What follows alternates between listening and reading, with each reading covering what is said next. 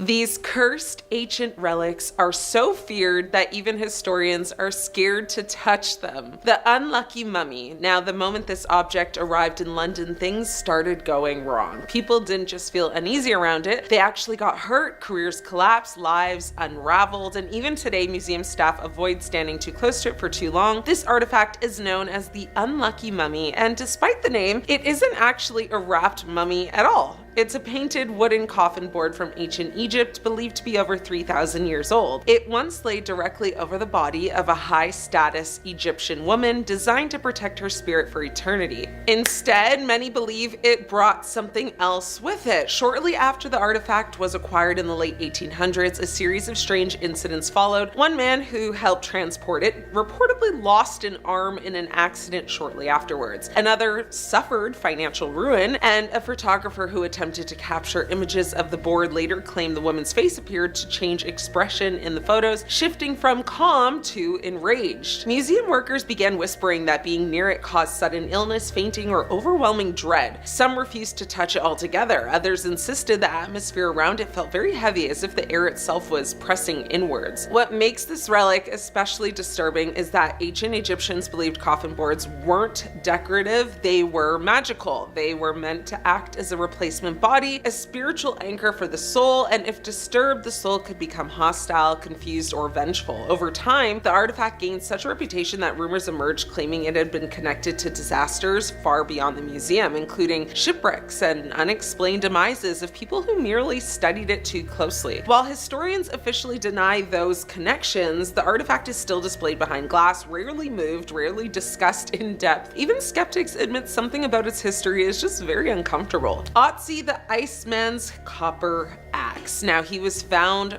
frozen in time, and ever since, misfortune has followed him. In 1991, hikers in the Alps stumbled across a body emerging from melting ice. At first, authorities thought it was a modern passing. They were wrong by over 5,000 years. The man became known as Otzi or Otzi the Iceman, and with him were perfectly preserved tools, including a copper axe so advanced it rewrote what we knew about ancient technology. But soon after Otzi was removed from the mountain, a disturbing pattern began to emerge. Several people directly involved in the discovery, transport, and examination of the body and its belongings passed away under sudden or very violent circumstances. A forensic expert involved in the autopsy was unalived in a car crash. A mountain guide who helped recover the body later passed away in an avalanche. A journalist who documented the find passed from a brain tumor shortly after completing his work. None of these passings alone would seem strange, but together they formed a very chilling narrative. The copper axe in particular became the focus of unease. In ancient cultures, weapons weren't just tools, they were extensions of the soul. Otzi's axe showed signs of repair and care, suggesting it was deeply personal. Some researchers believed it was buried with him, intentionally to protect him in the afterlife. Others believe removing it broke a boundary. So to this day, Otzi's remains and belongings are kept in highly controlled environments, monitored constantly. While scientists, emphasize preservation, some privately admit they would never want to be the last person alone in the room with him, because whatever happened on that mountain might not be finished. King Tut's treasures. Now, they opened the tomb, the Demise followed. When King Tut's burial chamber was uncovered in 1922, it was one of the most significant archaeological discoveries in history, a nearly untouched royal tomb sealed for over 3,000 years, but almost immediately whispers of a curse began circulating. The first to pass away was Lord Carnarvon, the financial backer of the excavation. He passed suddenly from blood poisoning after a mosquito bite, an ordinary injury that became fatal. Newspapers around the world erupted with speculation. Then more passings followed. People connected to the tomb suffered illnesses, accidents, and sudden declines. Some passed on young, others experienced long, unexplained sickness. Ancient Egyptian tombs often contain warnings, not always literal curses, but symbolic threats promising divine punishment to those who disturb sacred ground. And Tut's burial was, filled with ritual objects meant to protect the king. The treasures themselves, though golden shrines, weapons, jewelry, weren't just symbols of wealth, they were religious instruments, kind of with protective magic over them. Even today, curators handle these items with extreme care. Some claim working long hours around them causes headaches, nausea, or even vivid nightmares. Now, rational explanations do exist, of course, but the legend refuses to pass on, because if there was was ever a tomb meant to remain sealed forever, this might have been it. The Terracotta Army's forbidden weapons. Now, thousands of soldiers, all facing forward, all armed, all waiting. The Terracotta Army was built to guard China's first emperor in the afterlife, and according to legend, they're still doing their job. When farmers discovered the army buried beneath the earth, it shocked the world. But what received far less attention were the stories that followed. Workers involved in early excavations reported disturbing dreams. Some claimed they felt watched underground, others refused to continue after tools broke inexplicably or sudden injuries just occurred, and the emperor's burial complex was designed with lethal traps, poisonous substances, and symbolic guardians. Ancient texts warned that disturbing it would invite,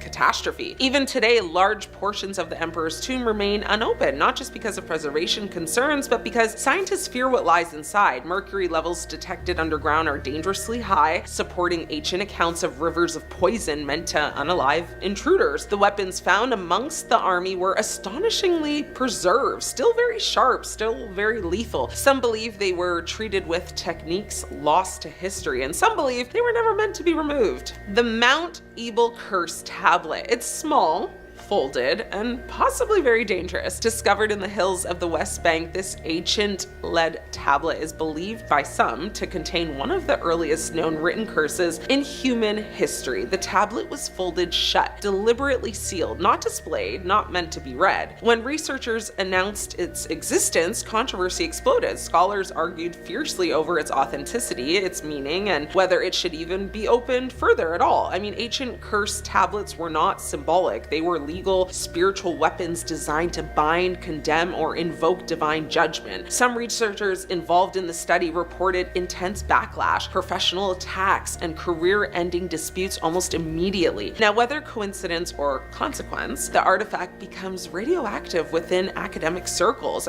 Few objects have caused such fear without ever being publicly displayed, because if it truly contains a curse, reading it may have been the first mistake. History teaches us many things, but sometimes it whispers a warning. Some relics survive not to be studied, but to remind us that they were never meant to be touched. That's the video for today. I hope you learned something new, and if you didn't, well, there's always next time, so stay tuned. I'm your host, Ashley. We'll chat later. Ciao. These real demon sightings that experts can't explain will absolutely blow your mind. Buckle up, it's about to get real creepy in here. The Smurl family, a demon that attacked in broad daylight. The first time something touched Janet Smurl, she wasn't asleep, she wasn't dreaming, she was actually wide awake, and whatever grabbed her did not feel human. In the mid-1970s, the Smurl family moved into a modest duplex in West Pittston. Now, this is in Pennsylvania. They were expecting, of course, a quiet life. What they got instead was nearly 15 years of escalating terror that would eventually attract national media, law enforcement, clergy, and some of the most well-known paranormal investigators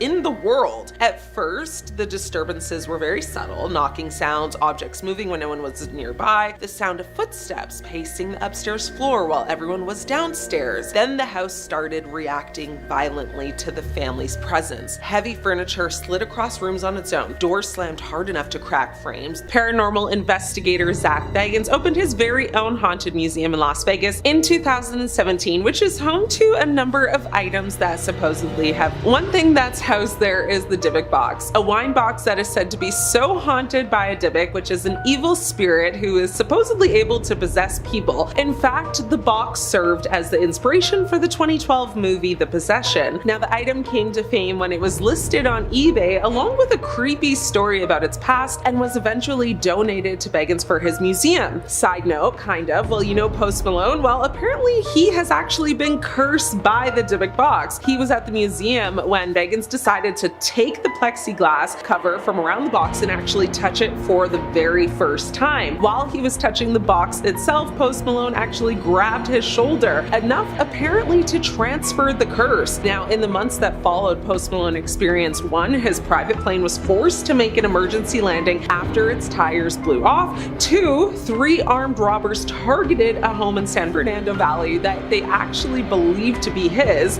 And 3, his Rolls Royce was involved in a serious car accident. Yep, that sounds like curse to me, but time will tell if more things happen. The cursed chair, also known as Thomas Busby's stoop chair. This simple wooden chair is said to have been cursed by accused slayer Thomas Busby. Now, Busby was executed by hanging in 1702 in North Yorkshire, but before he passed, he allegedly performed something sinister on the chair in question. Over the years, several passings have been attributed to people sitting in the chair and later passing in suspicious circumstances. It now remains at the Thirst Museum, where it is displayed hanging from the ceiling, making it impossible for anyone, even museum staff, to actually sit on it. Next up, Great Bed of Ware. In around 1590, carpenter Jonas Fosbrook crafted a giant bed so large that it is said to be able to sleep 4 couples. The extra large bed now lives at the Victoria and Albert Museum, but over the years, rumors have swirled that the bed is cursed by Fosbrook's ghost. Now, he allegedly made the bed to be slept on by nobility, but eventually commoners began sleeping on it as it traveled from inn to inn. His spirit is said to attack any low-bred person who dares to rest their head on it. The Great Bed of Ware has been mentioned in several literary works, including Shakespeare's Twelfth Night and Byron's Don Juan. Now, the Great Bed of Ware now sits on display at the Victoria and Albert Museum in London. No one can sleep on it. The Unlucky Mummy. This is an ancient Egyptian artifact housed in the British Museum with a reputation for bringing misfortune and tragedy to those who come in contact with it. The mummy board, which is actually a wooden coffin lid adorned with vibrant paintings, was acquired in 1889. It was purchased by Thomas Douglas Murray, a wealthy collector in Cairo. Now, Murray's experience with the mummy were marred by a series of unfortunate events, including a firearm explosion that injured his arm and the unaliving of some of his close friends. Eventually, the museum sold the unlucky mummy to a private collector who tried to have the mummy exorcised. When he could not arrange it, he sold it for a handsome price to an American archaeologist who dismissed the happenings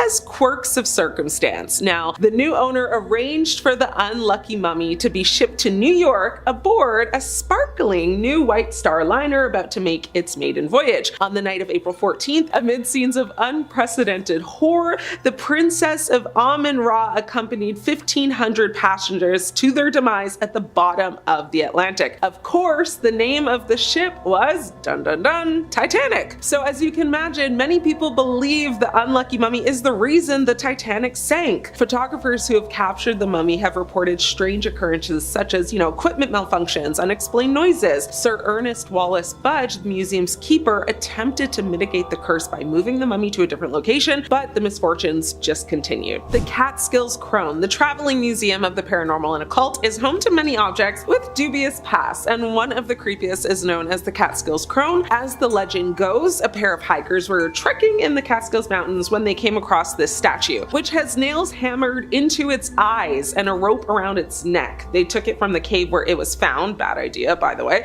and once they brought it home, they saw an apparition of a woman accompanied by a smell of pond water. The Annabelle doll. Paranormal investigators Ed and Lorraine Warren started their museum for items just like this one. Annabelle the doll served as inspiration for the Conjuring movies because of the creepy tale that accompanied her. Now, in 1970, the doll was given as a gift to a student nurse named Donna, who noticed eerie things about it, like the doll leaving notes on paper that said "help me," moving positions at the kitchen table, and even attacking one of their friends. They eventually had a medium step in to give an opinion. Now, the expert deemed it to be possessed, a viewpoint that the Warrens agreed upon when the doll eventually found its way to them. The expert had said that the doll was possessed by a little girl that had passed there named Annabelle Higgins, but the Warrens said no, that's not the case. The doll was actually possessed by a demon, summoned from the devil himself, and was there to use the doll as a vessel to manipulate and harm people. The doll has been locked up in their museum, thank goodness, but those who have experienced Annabelle, have been known to have experienced very traumatic events in their life, like car accidents, NDEs, and the doll is labeled as extremely dangerous. Well, good, keep that baby locked up then. The Dark Mirror, another object housed at the Traveling Museum of the Paranormal and Occult, is referred to as the Dark Mirror. The person who owned this mirror before giving it to the museum bought it at a psychic fair and said they saw terrible visions when looking at it. It is alleged that the mirror actually reflects the biggest fears of the viewer. People have reported seeing themselves age and disappear when they look into it. Some visitors to the museum have even reported seeing their own perished bodies when they gaze into the mirror. Yikes. The Koh-i-Noor diamond. Now, one of the world's largest cut diamonds is said to hold a centuries-long curse. The Koh-i-Noor diamond clocks in at over 105 carats and is part of the British crown jewels. The diamond once belonged to Ranjit Singh, who founded the Sikh Empire, but it was eventually taken by the East India Company and claimed by the British. The conflict that surrounded the possession of the jewel is said to put a curse on any man who wears it. Luckily, the last few wearers have been women, and they all seem to have remained uncursed.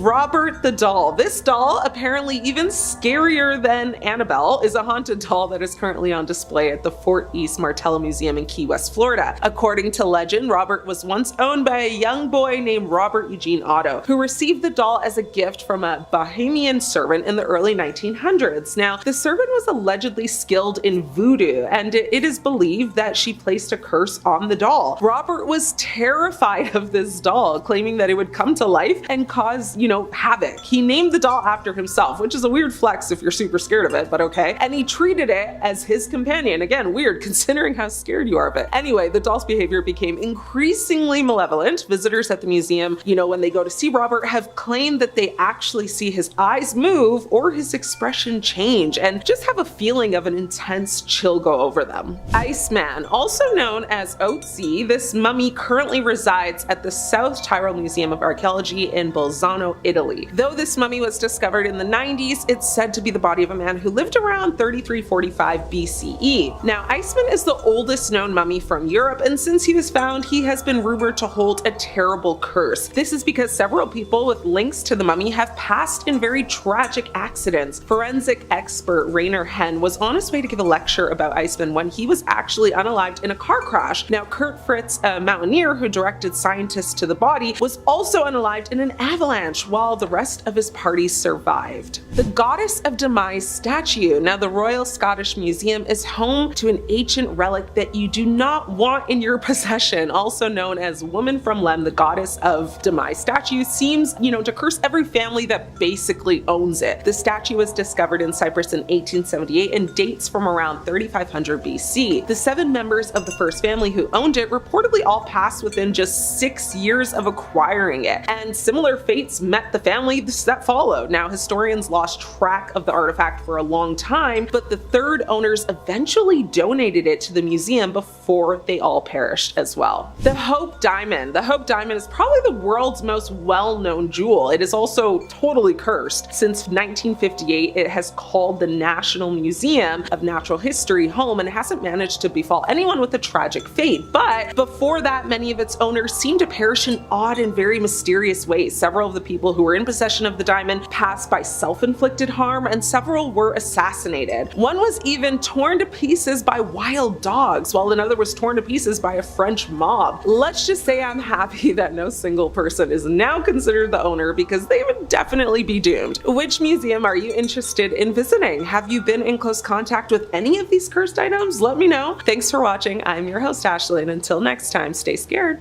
These disturbing stories from Ohio will prove that America is haunted, starting with the Thurber House in Columbus, Ohio.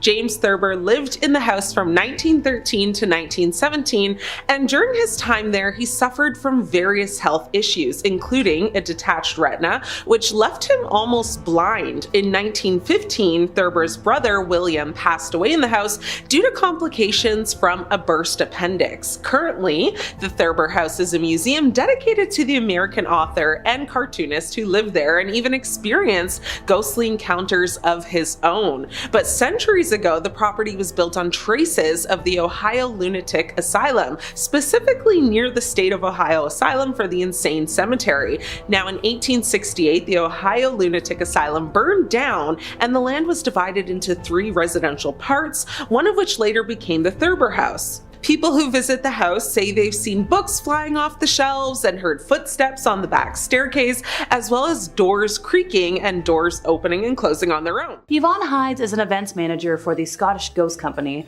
and has organized paranormal investigations across the country. And during one such event at Provan Hall, she received an old-looking doll from one of the members. After taking it home and placing it in her spare room, a number of strange incidents occurred on the property. So we do have some video footage today. of the absolute chaos that was happening in Yvonne's house. The bizarre series of paranormal activity culminated in an investigation in a park where Yvonne is adamant she saw the creepy doll blink. She told Glasgow Live one of the members' friends had brought the doll to him after being on holiday in the north of England. They bought it from some charity shop. And she tends to be the recipient of a lot of weird things. Most of the dolls she has in her possession are all hand-me-downs, and they don't bother her. But that night, with that doll, it was making her feel uncomfortable. So she had mentioned her friend David, who works as a medium, absolutely hates this doll. When our lovely witness brought it home, he was like, I'm gonna keep that in the garage. And that made her a little worried. Suddenly, the Cocker Spaniel in the house took a dislike to the doll being in the room. It started barking and shaking. And if you know, animals tend to be the most susceptible to weird spirits. One day our witness came downstairs and saw one of her really heavy lamps sitting in the middle of the living room. Her son came in and was like, hey, are we moving stuff around? Nope. More objects were being moved around each morning and weird electrical things started to happen. Turns out they have like an electrical vacuum that is programmed to come out at 10:30 each night. Well, she was turning off the lights one morning and it like went out and did its own thing. So she looked on the website and it hadn't been registered as being active at the time. So when David took his turn bringing the doll home throughout the night, he also reported knocking and footsteps that just didn't make sense. So the Scottish Ghost Company took this doll to a park to investigate it. They did a little live stream on TikTok, on Facebook, they tied a red light around the doll's neck with hopes of allowing the spirit to transfigure its face onto the doll. Well, during the process, Yvonne and a few others on live stream were like, yeah, that doll blinked. So it was then up to the team if they wanted to bury it or keep it. They decided to keep it, so I'm sure I'll do an updated video in like a year and it's gonna be everything awful. A spooked man believes his flat is haunted after he filmed a lot of objects moving by themselves. So this bizarre video, which was captured at the man's home in Fayetteville in North Carolina, shows a number of items that are just throwing themselves off a kitchen counter. So the video was posted on Reddit and a lot of folks were like, okay, maybe there was like a piece of string, you know, maybe we were just like doing some really great magic. And I was also kind of skeptical, but then I saw everything moving. The papers were fluttering and I was gonna be like, okay, fraud with a fan. But then the toaster went flying and I was like, yeah, nope, that's legit. So the unnamed filmmaker who posted the video said that they came home to a couple of things out of place and decided to review the footage. And it scared the hell out of them, which like valid. Apparently they're like, yeah, maybe I was being paranoid, but they could feel something or someone looking at them. And they were seriously considering breaking their lease to move. So I checked the comments on the original Reddit post and the man claimed there was like a couple of things that happened in the bathroom and the living room. Thankfully nothing in the bedroom, primarily just the kitchen. And he's like, yeah, I've lived here close to a year. This started like 2 months ago. Now, granted, as of the time of me telling you this was like 7 years ago and the original post was deleted. So I don't have an update, but I'm hoping the guy did break his lease and got the heck out of there. Ever balance on a chair so stupidly that when it eventually tips, you blame the chair instead of your own stupidity? Well, today we have video of a chair doing a whoopsie without any human involvement. The owners of Cronies, a bar and restaurant in Ventura County in California, already lost her words after a surveillance video from the restaurant shows a bar stool falling over on its own, with nobody around. So for this to happen, it's pretty creepy, said the co-owner, Dave Folds. He's like, it's just really weird. We've been here 27 years and nothing like this has ever happened. Now, the owner was like, this is not a Halloween stunt. I'm confused. I don't know what's going on. Customers don't seem to be frightened by the potential haunting. They're like, oh, it's funny. It's interesting. Saying like, I'm okay until it's my chair that moves. Another customer was like, so many people come and go. Maybe this place is haunted. I got a feeling. So according to the co-owner, there's a lot of good spirits there.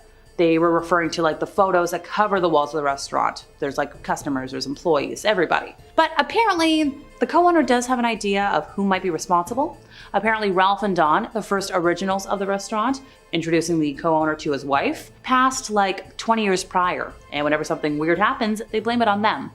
Which like, not smart, but okay, good luck. Sean Robinson ended up in possession of a petrifying painting more than 20 years ago after his beloved grandmother passed away.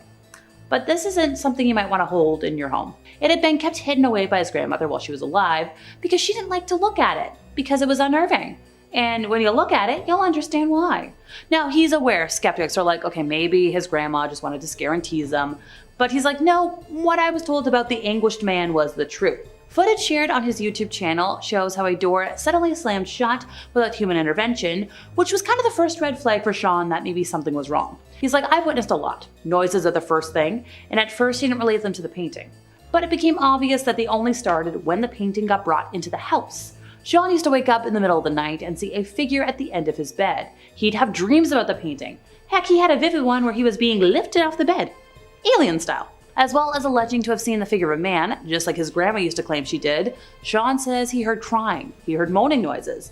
Once he was even surrounded by thick smoke while the temperature plummeted. All signs of demonic activity.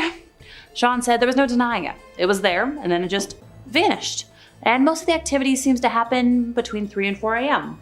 The witching hour. And finally for today, a husband and wife believe their Raggedy Ann doll is possessed after a series of terrifying events. So when Lindsay and Lee's doll first arrived in their museum of haunted objects, Lindsay and one of her close friends got a mysterious illness and narrowly avoided not 1, but 2 car crashes. Lindsay was like, yeah, I just got really ill, like I was in the hospital for a week, and the doctors to this day still don't know what was wrong. One of our good friends also became very ill, he got abscesses in his mouth, all sorts of things. So in the first car crash, a white van nearly went into the side of Lindsay's car and she had to go off the road. And in the other, she was on a roundabout. She was like almost pulling out and another car like almost crashed right into her. On the 2-year anniversary of the couple owning the doll, October 21st, they're like, yeah, the doll's causing chaos again. Their heavy Ouija table was hurled over, which was caught on camera. So after this, they decided to put the doll in a glass cupboard on a secure hook. They were like, maybe that'll stop everything. Well, Halloween 2022, 3 a.m., their camera footage showed it stepping out of the display cabinet, legs first, which like, rag dolls can't do that. They don't have like Barbie limbs. They normally just go head first, which, nope. And also a Ouija table? You're tempting fate. In 2014, the movie Annabelle told the story of a haunted doll that was said to have been possessed by a malevolent spirit. However, the true story behind the Annabelle doll is far more fascinating. The Annabelle doll is a Raggedy Ann doll that was purchased by the mother of a nursing student named Donna in the 1970s and given to her as a Christmas gift. But hold on, she was apparently 28, so why was her mom giving her a doll at 28? Is that not weird already? Anyway, shortly after, Donna and her roommate began to experience strange occurrences, including unexplained noises, movements, and changes in temperature. The student and her roommate noticed the doll changing positions and leaving notes on the floor. It's reported that one of the paper notes had the word "help me" written on it in crayon. The doll also appeared in different rooms. A male friend actually woke up with the doll staring at him and felt like he was being and suffocated. He also allegedly noticed he had scratch marks all over his body. He was angry when retelling this nightmare that he allegedly then picked up the doll and chucked her raggedy body across the floor. Geez, scary and weird, right? Now, if you thought it was a dream, why are you so pressed though? It's alleged that one morning while the nurses were eating at their breakfast nook, Annabelle's 2 flimsy little cloth arms levitated onto the table. When the startling, paranormal activity took place, the nurses were oddly fascinated by the doll. One of the nurses deduced that the doll's actions meant she was trying to communicate with the roommates, so she called a psychic for advice. The medium took no time coming to the nurse's aid and quickly held a seance. While hosting the ritual, the psychic reported that she was, basically sensing the spirit of a young girl about 6 or 7 years old. The psychic went on to imply that the child was unalived outside of this apartment complex in a car accident. The psychic said her name is Annabelle and she's in that doll. That's how the name Annabelle came to be. The cursed doll Annabelle was first introduced to horror audiences in The Conjuring in 2013 and proved to be so compelling that the porcelain figure quickly became the subject of her own franchise, with Annabelle in 2014, Annabelle Creation 2017, and the latest, Gary Dauberman's Annabelle Comes Home. Now, The Hollywood Reporter actually spoke to Tony Spira, the real-life occult museum curator and son-in-law of renowned demonologists Ed and Lorraine Warren. Spira says that the Annabelle doll is accurately portrayed in the films, at least according to the mythology of the museum. Now, the main difference between New Line's Annabelle and the Occult Museum's doll is just appearance. Lorraine Warren, who passed in 2019, said that looks are very deceiving. She said, "It's not what the doll looks like that makes it scary. It is what it has been infused within the doll, which is evil." In 2019, a team of paranormal investigators from the University of Edinburgh conducted a thorough analysis of the doll, including its history, composition, and alleged paranormal activity. Their findings revealed that the Annabelle doll is not in fact haunted, but rather its strange behavior can be attributed to a combination of psychological and environmental factors. The investigators concluded that Donna's experiences were likely the result of a combination of stress, anxiety, and the power of suggestion. As Dr. Caroline Watt, a paranormal investigator from the university, noted, the Annabelle doll is a fascinating example of how our perceptions can be influenced by our expectations and beliefs. Now, that's questionable to many people who do believe the doll is haunted. Today, the Annabelle doll remains safely housed behind a locked glass case in Ed and Lorraine Warren's Occult Museum. Next up, the Hope Diamond. The Hope Diamond is one of the most famous diamonds in the world, with a history dating back to the 17th century. The diamond was actually discovered in India in 1673, and it was stolen during the French Revolution. The diamond was originally part of a Hindu statue's eye. The Hope Diamond, a stone as alluring as it is mysterious, is a major draw for all who go to see it. Its discovery brought about terrible fates, though, for seemingly everyone who came into contact with it, leading many to believe that the gem was cursed. And because of this, for centuries, it was believed to be so, with many of its owners meeting very tragic ends. The man who found the Hope Diamond, Jean-Baptiste Tavernier, was said to be torn apart by wild dogs after stealing the diamond from the Hindu statue. Now, by 1908, the Washington Post was claiming that the Hope Diamond has brought trouble to all who have owned it, and followed up with several similar articles, heightening the bizarre and morbid stories attached to the precious jewel. Now, in 1911, the New York Times printed a very fascinating and completely unsubstantiated list of the fates of the stone's, previous owners, which makes it a very unsettling read. However, in 2010, a team of scientists from the Smithsonian Institution conducted an analysis of the diamond, including, the structure, the history, all of that jazz. Now, their findings revealed that the Hope Diamond is not cursed, but rather its owners have been victims of circumstance and bad luck. Questionable. I'm wondering how they concluded that. Like, how do you get proof that something isn't cursed, right? Anyway, the diamond's history is marked by a series of just unfortunate events, including thefts and betrayal, which have contributed to its reputation as a cursed object. As Dr. Jeffrey Post, curator of the Smithsonian's National Gem and Mineral Collection, noted, the Hope Diamond is a remarkable object, but its history is more a reflection of human nature than any supernatural force. The large diamond actually weighs about 45.52 carats. That is after undergoing a few cuts. Its original weight was marked at 112 carats. This weight is substantial, especially when you consider that this diamond isn't a traditional colorless diamond, but it has a deep blue color, though no one is actually certain of its exact location. The large diamond faced its first cut in 1168 when it was purchased by King Louis XIV of France and crafted into one of his crown jewels. It worked its way down through the family until Louis XV and his wife Marie Antoinette had it. When the couple were beheaded in the French Revolution and the royal treasure, pilfered, the Hope Diamond was lost, and its cursed reputation then took root. The general public can view the Hope Diamond in the Harry Winston Room in the Hall of Geology, Gems, and Minerals of the Natural History Museum of the Smithsonian Institution in Washington, D.C. That was a mouthful, so if you're ever in Washington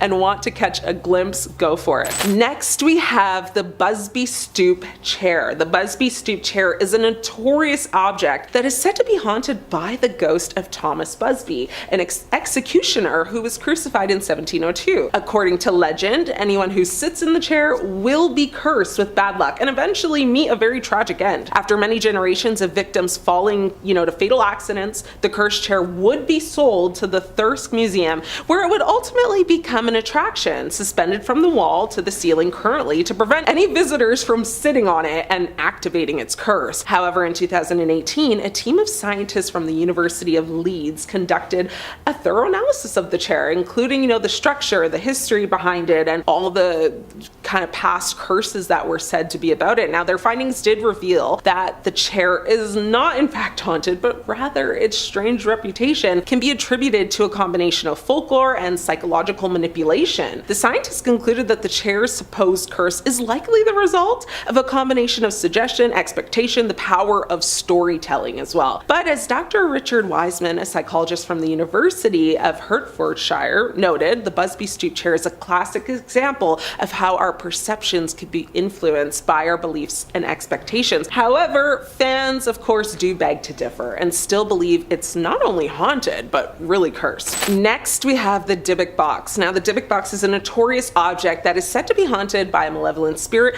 known as a Dybbuk. Now, according to legend, the box was originally owned by a survivor who used it to contain the evil spirit. Essentially, the box is claimed to contain a trapped Dybbuk, causing misfortune to anyone who opens it or comes in close proximity with it. The term Dybbuk actually comes from Jewish folklore, where it represents a wandering spirit that can possess a living person to achieve its goals. Now, people who have allegedly owned the Dybbuk box report experiencing various negative events like sudden illness, extreme bad luck, feelings of anxiety, and even physical manifestations. The Dybbuk box gained widespread notoriety due to, paranormal investigators like Zach Bagans featuring it on their shows, and it even inspired horror films like The Possession. Last on my list for today is Robert the Doll. Robert the Doll is a haunted doll that is on display at the East Martello Museum in Key West, Florida. The doll is said to be the most haunted doll in the world, so beating out our girl Annabelle. Now, some key points about the doll is that, a young girl gave a life-size doll to Robert Eugene, who went by Otto, in 1904. Otto named the doll Robert after himself, and Otto built a room in his attic for the doll with furniture and toys. Otto became attached to the doll and blamed it for his mishaps. Now, legend has it that the doll is cursed, and visitors who don't follow the doll's rules will be cursed as well. According to sources, some visitors have experienced sudden illness, injury, accidents, and even fatality after just visiting the doll. Visitors apparently write to Robert, often apologizing for not respecting him, out of fear of course, meeting a fateful end. Robert is now technically 117 years old, very old, and lives at the museum in a new display case, which was recently donated by someone who is a fan of Robert's. So if you find yourself in Key West, give it a visit and report back. Number 4, Devil's Rocking Chair. I love a good rocking chair. Something soothing about it, all the motion. Very relaxing. Rocking chairs. Rocking on their own, however. No, I don't do that at all. And this one is supposed to be whose personal chair. The Devil's Rocking Chair, which was bought for $67,000 from Ed and Lorraine Warren's site, is in the care of one Zach Bagans. This guy runs a haunted museum in Vegas and purchased the chair understanding fully what it does and is. The chair, originally used in the exorcism of David Glatzel in the 80s by the Warrens themselves, a true case involving murder and demonic possession. A true case. Some have seen a beast sitting in the chair, some have seen a dark, shadowy man. And the horrifying part, Bagans had to shut down his exhibit in 2019 because the chair was causing guests to have emotional breakdowns and episodes. One guest even passed out walking directly above the chair on the staircase. Slowly started to become a safety hazard, and Zach decided to remove the newest haunted item from his exhibit completely. Before Zach put the rocking chair in his exhibit, he said the only day it was in his home, him and a friend both had a very strange breakdown. Both of them crying uncontrollably and even speaking religious sayings obsessively. Number 3,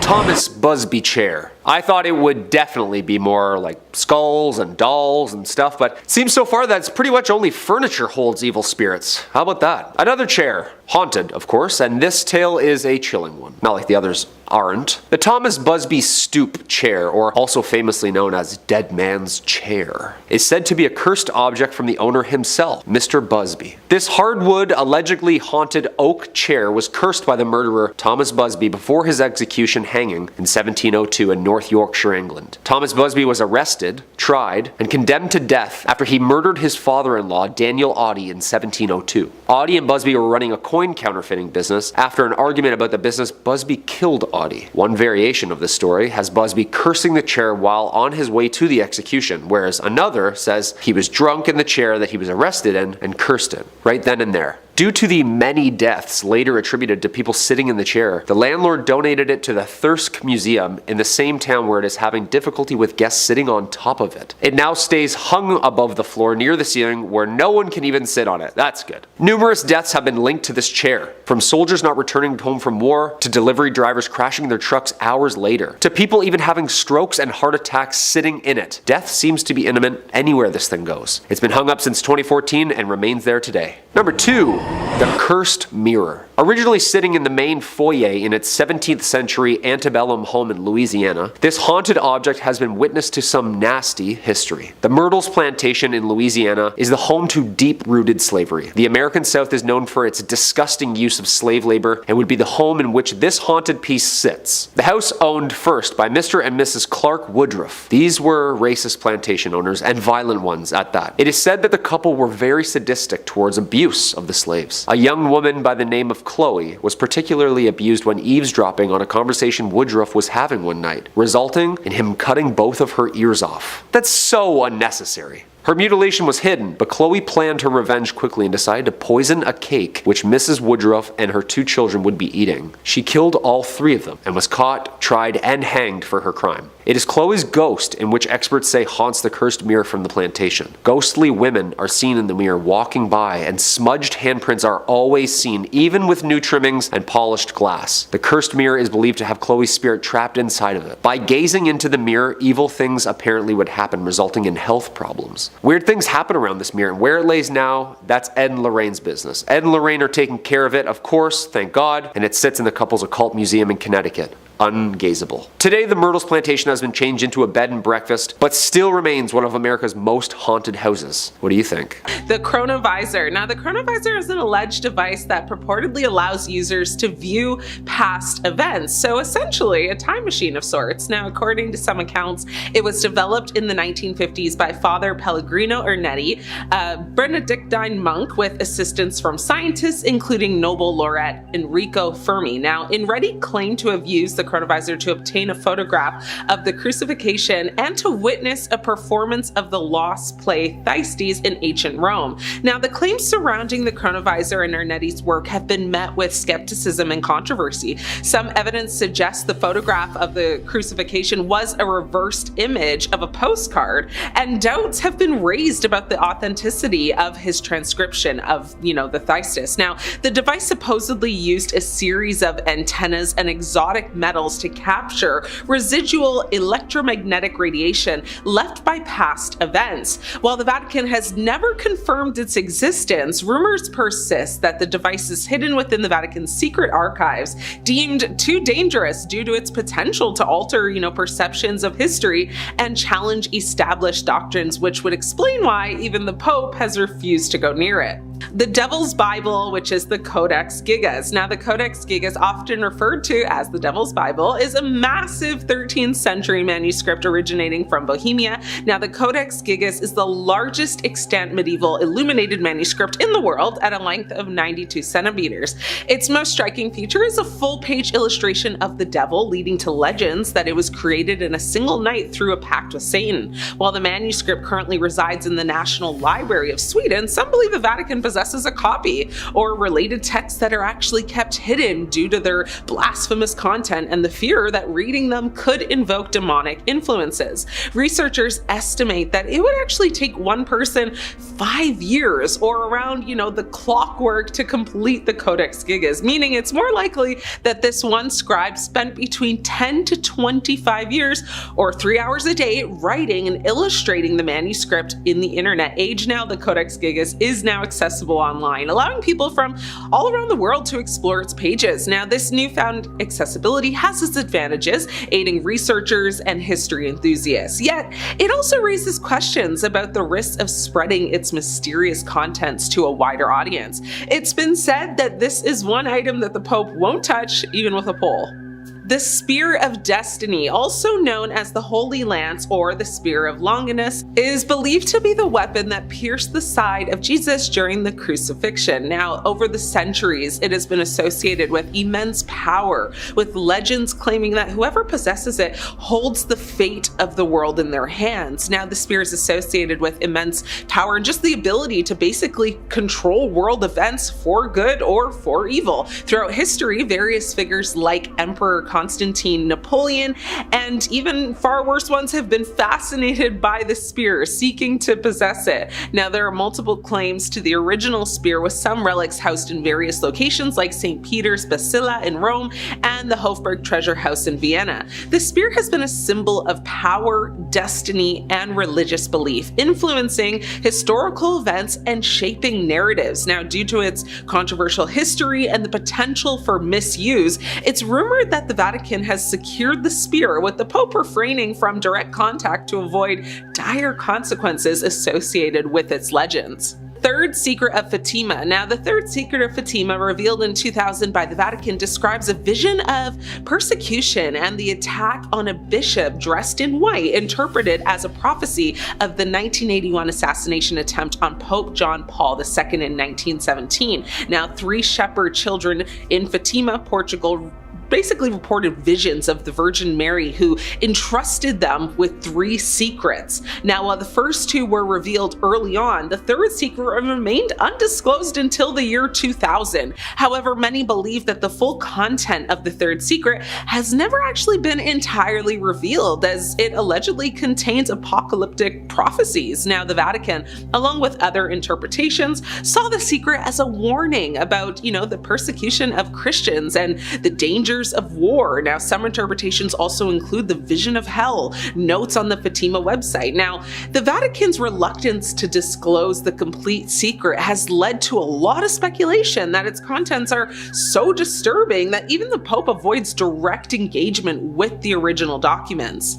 The True Cross relics. Now, relics of the True Cross, or pieces of the cross on which Jesus Christ was crucified, are venerated by many Christian, denominations as objects of devotion. Now, these relics are believed to have been discovered by Saint Helena, the mother of Emperor Constantine, during a pilgrimage to the Holy Land. Saint Helena reportedly found not only the cross, but also the 3 nails used for the crucifixion. Saint Helena reportedly discovered and donated many other relics of the True Cross, including smaller pieces to the Basilica Santa Croce in Rome. Now, fragments believed to be from the True Cross, the cross upon which Jesus was crucified, are held in various churches worldwide. The Vatican possesses several of these relics. While they are, there are tales of certain fragments being associated with malicious or, basically just ominous events. Now, some stories suggest that specific pieces have been actually locked away due to unexplained occurrences, with the Pope choosing not to handle them directly, just to prevent potential supernatural repercussions. The Grand Grimoire. Now, the Grand Grimoire is a legendary book of black magic said to contain rituals for summoning demons and forging pacts with them. Now, the book describes several demons as well as the rituals to summon them in order to make a pact with them. Now, it also details several spells for winning a lottery, talking to spirits, being loved by a girl, making oneself invisible, etc., etc. While its existence remains unverified, some believe that a copy does reside within the Vatican's secret archive. Now, given its content, it's, purported that the Pope and other high-ranking officials avoid any interaction with the text, fearing the spiritual dangers that it poses. The Shroud of Turin. Now, the Shroud of Turin is a linen cloth bearing the image of a man, believed by many to be Jesus Christ, and is considered a significant religious relic by many people. Now, the cloth is actually housed in the Cathedral of San Giovanni Battista in Turin, Italy. Authenticity has been the subject of much debate, though, particularly after radiocarbon dating tests in 1988 indicated a date range of 1260 to 1390 CE. Which is much later than the traditionally accepted date of Jesus's, crucifixion. Now, the first recorded instance of the shroud was in 1354 in Liry, France. Now, it was presented to the church by a knight named Geoffrey de Charnay, who claimed it was Jesus's burial shroud. Now, in 1389, the Bishop of Troyes, Pierre de Arcis, denounced it was a forgery. Now, the shroud was later acquired by the House of Savoy and moved to Turin, Italy in 1578. 1978. It is now actually preserved in the Royal Chapel of the Cathedral of San Giovanni Battista in Turin. While it is, one of the most studied artifacts in human history, its authenticity does remain debated. The Vatican has been very cautious in its handling of the shroud, with popes, often observing it from a distance during public displays, possibly due to its controversial nature and the mysteries surrounding its origin. The Index Librorum Prohibitorium, now the Index of Forbidden Books, was a list of publications deemed heretical or contrary to morality by the Catholic Church. The early versions of this index began to appear from 1529 to 1571. In the same time frame, in 1557, the English crown aimed to stem the flow of dissent by chartering the Stationers' Company. The right to print was restricted to 2 universities, Oxford and Cambridge, and to the 21 existing printers in the City of London, which had between them maybe 53 printing presses. Now, while the index was officially abolished in 1966, copies and related documents are preserved in the Vatican archives. Some of these texts are considered very dangerous and that they remain under strict lock and key, with the Pope even abstaining from reading them to avoid exposure to potentially corrupting ideas. The Papal Tiara of Lucifer. Now, the phrase Papal Tiara of Lucifer is a symbolic association, not a historical fact. It highlights the association of Lucifer, Satan, with the Papal Tiara, a symbol of the Catholic Church's head of state, the Pope. Now, this phrase suggests a connection between worldly power and religious authority, with the figure of the devil often seen as a symbol of evil and rebellion against God. A legend speaks of a Papal Tiara that was crafted but never actually worn, known as the Tiara of Lucifer. It's said to have been commissioned during a tumultuous period in church history and imbued with symbols considered blasphemous. Now, due to its controversial nature, the tiara was hidden away, with successive popes refusing to even acknowledge its existence, let alone wear it. The vial containing the dried blood of Saint Generis, which liquefies miraculously on certain occasions, is kept in Naples, but the Vatican has its own blood relics with similar phenomena. Now, some of these relics have exhibited unpredictable behavior, leading to concerns about their origins and the forces at play. Due to these uncertainties, the Pope often refrains from direct interaction with such relics. The third secret of Fatima is believed to be a secret document hidden within the archives. In 1917, 3 folks from Portugal received prophecies, one of which was witnessed by thousands of people. But this supposed suppression of the third secret fueled rumors that its contents were regarding a nuclear world-ending event, natural disaster, or worse. The release of the contents of this secret in 2000 didn't do much to quell speculation. So to be specific, the first prediction was a vision of hell. The second was a prediction of the end of the first world mass extinction event, and a prediction of the beginning of a worse war, as well as a call to consecrate an entire country that's still doing bad things to this day to the Immaculate Heart of Mary as a way to bring peace. And finally, the third big elusive secret, a vision of the Pope, along with other bishops, priests, religious and lay people, being killed by soldiers. The Church has taken this not as specific prophecy, which has or will come true, but in the words of Pope Benedict XVI, a vision, speaking of dangers and how we might be saved from them. He said it is meant to mobilize the forces of change in the right direction. But still, who knows what other curses those documents are holding? Hidden within the Vatican Palace, a set of opulent apartments are adorned with stunning architecture and are said to have hidden passageways used by the infamous Borgia family. Believed to be the first ever criminal family, they were Italian-Spanish nobles who rose to prominence during the Italian Renaissance. During the reign of Pope Alexander VI, formerly known as Rodrigo Borgia, they were suspected of many crimes, including but not limited to adultery, interfamilial relations, theft, bribery, killings, mostly from the liberal use of arsenic,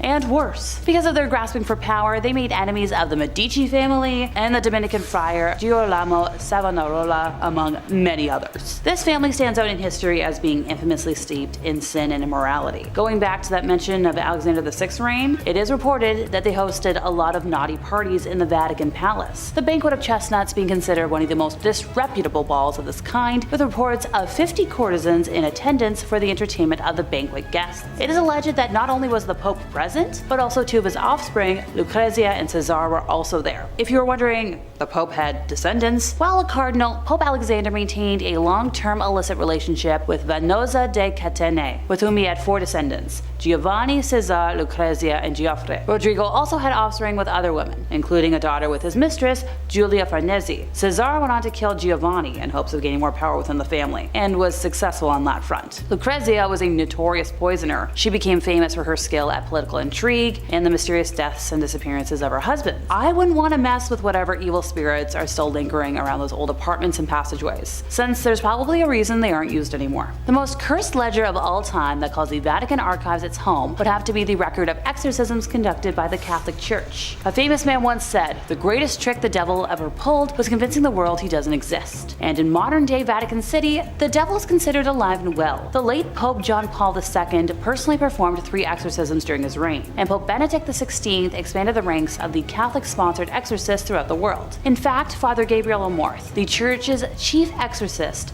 claims to have expelled more than 300 demons a year from the confines of his Vatican office. And there's about 350 exorcists operating on behalf of the Catholic Church in Italy alone. Father Gabriel also teaches bishops how to tell the difference between satanic possession and psychiatric illness, noting that those who suffer from the former seem to be particularly repulsed by the sight of holy water and the cross. So in Catholicism, exorcisms are performed in the name of Jesus Christ. And there's a distinction between major and minor ones. Minor exorcisms are included in some blessings in which priests call sacraments, such as blessed salt. The Catholic rite for formal exorcism, which is the major one, is given in section 11 of the Ritual Romana. The ritual lists guidelines for conducting this, and for determining when a formal one is required. In Catholic practice, the exorcist also has to be an ordained priest, if that wasn't obvious. They recite prayers according to the rubrics of the rite, and make use of religious materials, such as icons, sacramentals, and holy relics. The exorcist invokes God, specifically the name of Jesus Christ, as well as saints of the Church Triumphant and the Archangel Michael to intervene as needed. According to Catholic understanding, several weekly exorcisms over many years are sometimes required to expel a deeply entrenched demon. The Holy Rosary has a very important power, and also holy water, really important here. Going back to Father Amorth, he states that in the year 2000, Pope John Paul II attempted to exorcise a woman, but failed. Father Amorth later witnessed the possessed woman crawling up walls like a spider. Absolutely terrifying. A filed lawsuit claims that during the evil German dictator's reign, the Vatican Bank received at least 200 million Swiss francs from his puppet Utasha regime, money that his followers allegedly looted from groups of people they set out to eliminate. The class action lawsuit, headed up by attorney Keelan Friesen at Minneapolis law firm Zimmerman Reed, involved 2,000 plaintiffs seeking an accounting of the funds as well as restitution that could go up to like 200 million. The claim also names as yet unidentified Swiss, Austrian, Argentine, Spanish, Italian, Portuguese, and German banking institutions, where according to the lawyer, some of this plunder might have been routed to help war criminals escape to Argentina. The suit relies on once classified documents from various countries that have been made public over the last couple of years. Well, the last many years, as well as a 1998 US government report that was issued. Some of the report's most damning evidence appears in a 1946 intelligence memo from a US Treasury agent named Emerson Bigelow, who states that the Swiss francs were held in the Vatican for safekeeping. The Vatican has consistently denied allegations of receiving Yahtzee gold, and said its internal review showed no trace of such funds, because you're going to trust the internal review from a bank that actually destroyed their records for 70 years before going public on occasion. One of the reasons the Vatican has been criticized is because it refuses to open its archives. A key figure in helping folks keep this money hidden was Krunoslav Draganovic, a Croatian priest who was the head of the College of San Girolamo in Rome. So men in Croatia who wanted to become priests lived at San Girolamo while studying for ordination, and after the big mass extinction event, the college served as a safe house for the Utashi underground. So it's alleged that Draganovic aided Utashi military and civilian leaders who had been in power in Croatia and committed crimes. Krunoslav's assistance consisted in obtaining false documents and safe passage out of Italy. Experts write that there are allegations that Krunoslav used his Vatican bank connections to launder the gold stolen by the Utashi, and that he was paid for his cooperation. By the way, Krunoslav admitted that in 1945 he had personally moved 40 kilos of Utashi gold to Rome, concealed in packing cases. A request made under the Freedom of Information Act resulted in the 1997 release of Bigelow's report. Criminal conduct described in the report led to the institution of a 1999 lawsuit against the Vatican Bank, filed by survivors and descendants of the Utashi. But the lawsuit was dismissed in 2009 under terms of the Sovereign Immunities Act. Although the legal case no longer stands, there's a lot of moral questions around all of this. Ever since allegations concerning the Vatican Bank and the Croatian plunder became public, there's been a lot of requests to the Vatican to allow access to the archival documents, and nothing yet. If there is incriminating information, it should be allowed to come out. Whatever data survived the mid-1940s would be found here, and according to experts following tradition, documents pertaining to that time period could have been made public on March 12th of 2014, which was 75 years after this Pope was in power, but nothing's happened yet. At a 1997 conference on looted Yahtzee gold in London, the Vatican was the only one out of 42 countries that rebuffed all requests for archival access. At a 1998 restitution summit in Washington, it ignored an emotional plea made by U.S. Secretary of State Madeleine Albright and stood aside as 44 countries approved an ambitious plan to return icky looted art and property, settle unpaid life insurance claims, and reaffirm the call for open access to that time-era archive. There was some enthusiasm over a 1999 Vatican announcement to allow Jewish historians into archives, but it was short-lived. Access was limited to 5,000 documents that had been hand-picked. All that cursed gold? Still waiting to see the light of day. Finally, Queen Mary, a rallying force for Catholic cause in England, wrote a letter in French to Pope Sixtus V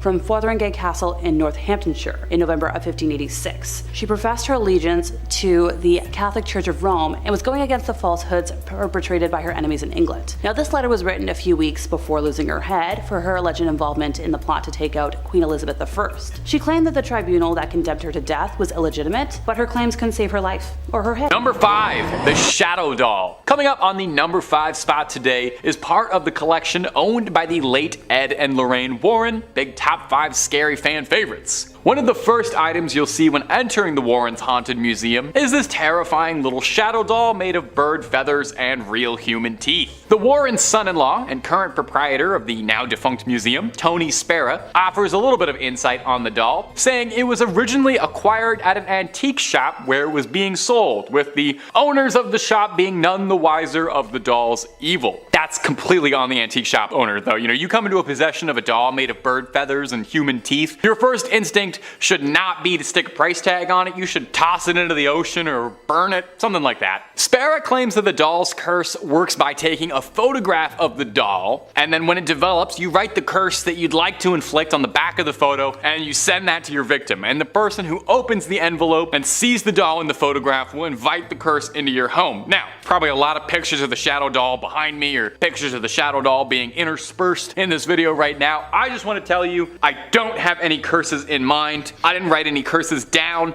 I don't have a negative thought inside my head, buddy. I barely have thoughts inside my head as is. If I would curse you with anything, I would curse you to always find loose change, always get texts back from your crush, and I'd curse you to always make the right amount of pasta. I'd only curse you good things. Now, the real question I have to ask about this scary shadow doll is, do you think it's jealous that it's not the most famous haunted doll in the Warrens Museum? I know I would probably have a very hard time sitting next to Annabelle all day. Everyone's coming to gawk and take photos at my movie star sister. Ugh, hard life. Nobody's gonna make any movies about me. No wonder that doll was cursing people. And if you're looking for more stories about cursed dolls, I've got lots and lots and lots and lots of those. And I've got lots of other scary things too. Aliens, ghouls, goblins, conspiracies, just about anything you can think up. I've done a video or two on it. So hit subscribe. Please make sure you hit that little bell as well. That means you get every one of the videos we make. But do that at the end of this video if you wouldn't mind, because I got 4 more crazy cursed objects coming up for you right about now. Number 4, cursed ballista balls. Like, the last couple years had everybody acting pretty strange. I think it was unprecedented times. Maybe you binged all of Tiger King in a day. Maybe you got really into making sourdough. Maybe you returned a cursed artifact you stole when you were a teenager.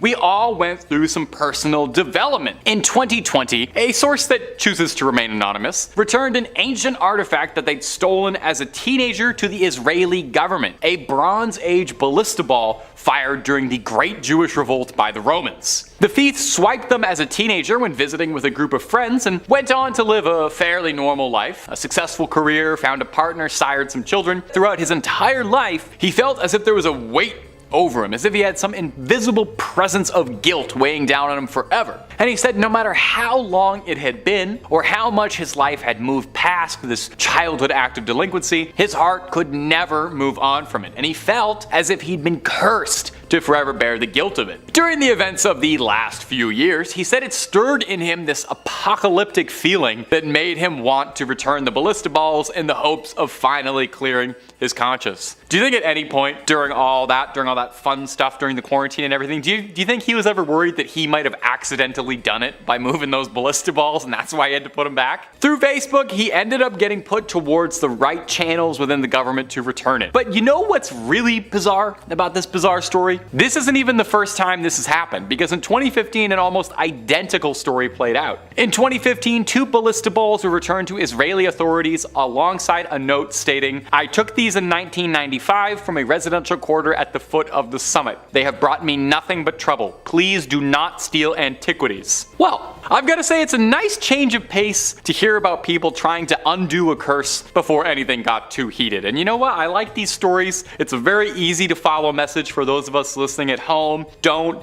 steal antiquities. Unless you're Indiana Jones, that should be some pretty easy advice to follow in your life. Number 3, the Crying Boy painting. Some of my favorite cursed objects are a good haunted painting. Maybe it's because I had a huge fondness for Ghostbusters 2 as a little guy, and it's got a haunted painting as the main bad guy of that movie. Maybe it's just because I'm very enticed by the uncanny valley of a pair of eyes that you can look at but can never look at you back. We'll probably mention that in therapy next time. Anyway, case in point, take a look at this painting, the Crying Boy. Looks like a fairly normal painting, wouldn't look too out of place in your dentist's office. It's not really my kind of art, but I'm sure a generation of grannies loved to put this in the parlor. It's been the center of a series of strange coincidences that are just too darn odd to be true. It was painted by an Italian painter, one Giovanni Bragolin, and mass-produced as a print across the 50s, so everyone could enjoy this sad crying boy in the comfort of their own home until they would burn down. Because for some bizarre, possibly paranormal reason, firefighters around Essex, London would report that frequently, amidst smoldering ruins of a burned down house, repeatedly they would find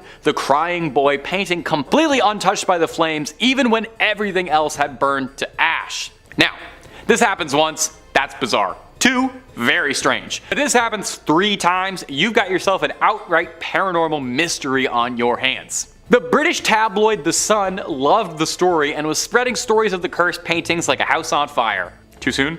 The Sun printed out warnings of people who owned the painting and that they should get rid of it, lest they find themselves smelling smoke. The story was so popular and people were so invested in the curse of the Crying Boy that the Sun tried to take it upon themselves to rid London of the curse by, get this, holding a bonfire in which anyone who owned a print of the cursed painting could come, torch it, and hopefully exorcise whatever demons had got into the printing press. The bonfire was a raging success, with sackfuls of the prints being torched, seemingly ending the curse of the Crying Boy. After hearing about this story though, does anyone else kind of want one of the prints? I don't know, there's something about it. Number 2, the Hope Diamond. The Hope Diamond has shown up more than a few times on this channel, and for good reason. It's considered one of the most haunted rocks on the planet. The diamond was first uncovered in India, with reports purporting that the diamond was plucked from the eye of a statue of the goddess Sita, the goddess of beauty and devotion. Legend has it that the first person who stole the diamond was mauled by dogs shortly after taking it. That's a pretty quick curse. From here, the diamonds passed through countless hands, never staying in one place for too long. It's said to have been owned by King Louis XVI and Marie Antoinette, who, as far as I know, never had anything too bad happen to her. Nothing worth losing your head over worrying about. That's a little history joke for you. Throughout the diamond's storied history, it's been said that just about every owner suffered a horrific fate. 14 confirmed deaths and owners throughout history, and that's only the ones we know of for sure, as there could be countless more. The jeweler who recut the stone into its current form, William Falls, died a ruined man in poverty and hardship. His son Hendrik stole the stone from his father, who would later be prompted to take his own life for the crime. After passing from owner to owner under grisly circumstances, it made its way to Harry Winston, an American jeweler who, possibly making the only good choice of anyone on this list, thought it better to play with his odds and donated the diamond to the Smithsonian Museum in 1958, where it currently resides,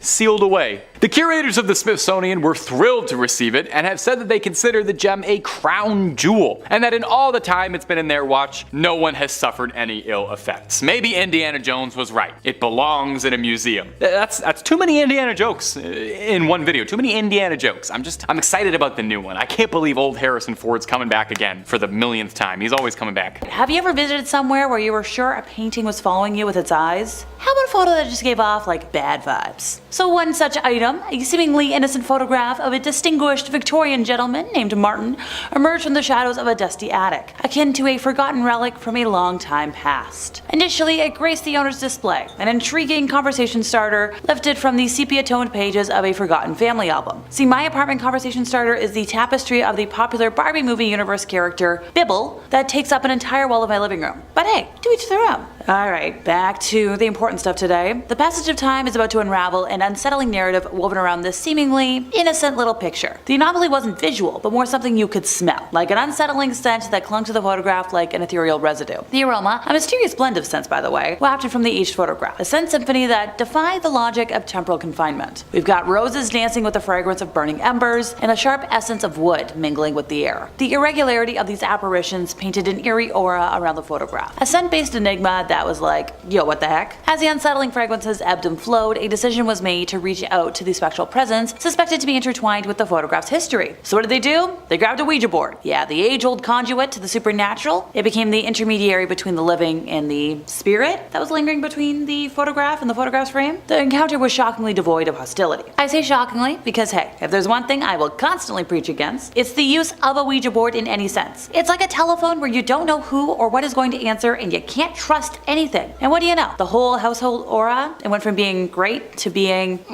not so great. The paranormal curtain lifted, revealing a surge in unexplained phenomena that whispered of a restless energy tethered to said photograph. The decision was made. This photograph, now a vessel for the unknown, found itself exiled from the confines of the home, making its way into the hands of a collector. Where did the damn thing wind up? That I can't tell you, but I don't particularly want to come across it anytime soon. So if you bought a weird sepia picture from eBay, burn it, stick it in a trunk, I don't care, bury it for all I know. Well, we might as well stick with the demented artwork theme we've got going so far, and move on to what is known as the haunted eBay painting, or the Hands Resistum. Based on a real-life photograph of the artist from around the time he was years old, this painting, a spectral dance of a young boy, a doll, and disembodied hands, traces its origins to an abandoned brewery, where a California couple stumbled upon its eerie presence. Soon after introducing the painting into the sanctum of their home, the couple, besieged by an unfolding narrative of the uncanny, decided to part ways with their newfound possession. So where did they go? Good old eBay. So they presented their artifact to the world, accompanied by a cautionary note that echoed with an ominous whisper: this painting may or may not possess supernatural powers that could impact or change your life. Good marketing or a genuine worry? Now let's see. The essence of their warning found roots in alleged nocturnal skirmishes between the painted boy and girl, an unsettling manifestation that their daughter ultimately revealed. As if extracted from the surreal realms of a ghost story, the advertisement carried whispers of the boy stepping beyond the confines of the canvas, an occurrence that served as the catalyst for their decision to relinquish their spectral acquisition. The curious drama surrounding this haunted masterpiece reached its crescendo when it found a new custodian in none other than Kim Smith, a gallery owner hailing from Michigan. The gavel of the digital auction pronounced a sum of $1,025, sealing the fate of the Hands Resistum. But the enigma surrounding this painting refused to be contained within the pixels of online transactions. In a revelation that either deepened the mystique or surprised nobody, depending on how you look at things, Kim Smith disclosed that her inbox bore witness to a procession of emails, testimonials from individuals claiming visceral reactions just by looking at a photograph of the painting. Reports of repulsion and physical illness became the postscript to the tale of the haunted eBay painting. This ordinary artifact turned conduit to the spectral, illustrating that even in the realm of e-commerce, the line between the tangible and the ethereal can kind of blur, and not in a good way. Now, if you feel ill after my talking about this painting today, please let us know in the comments so we can do a 10-part experiment on everybody's psyche. I'm kidding.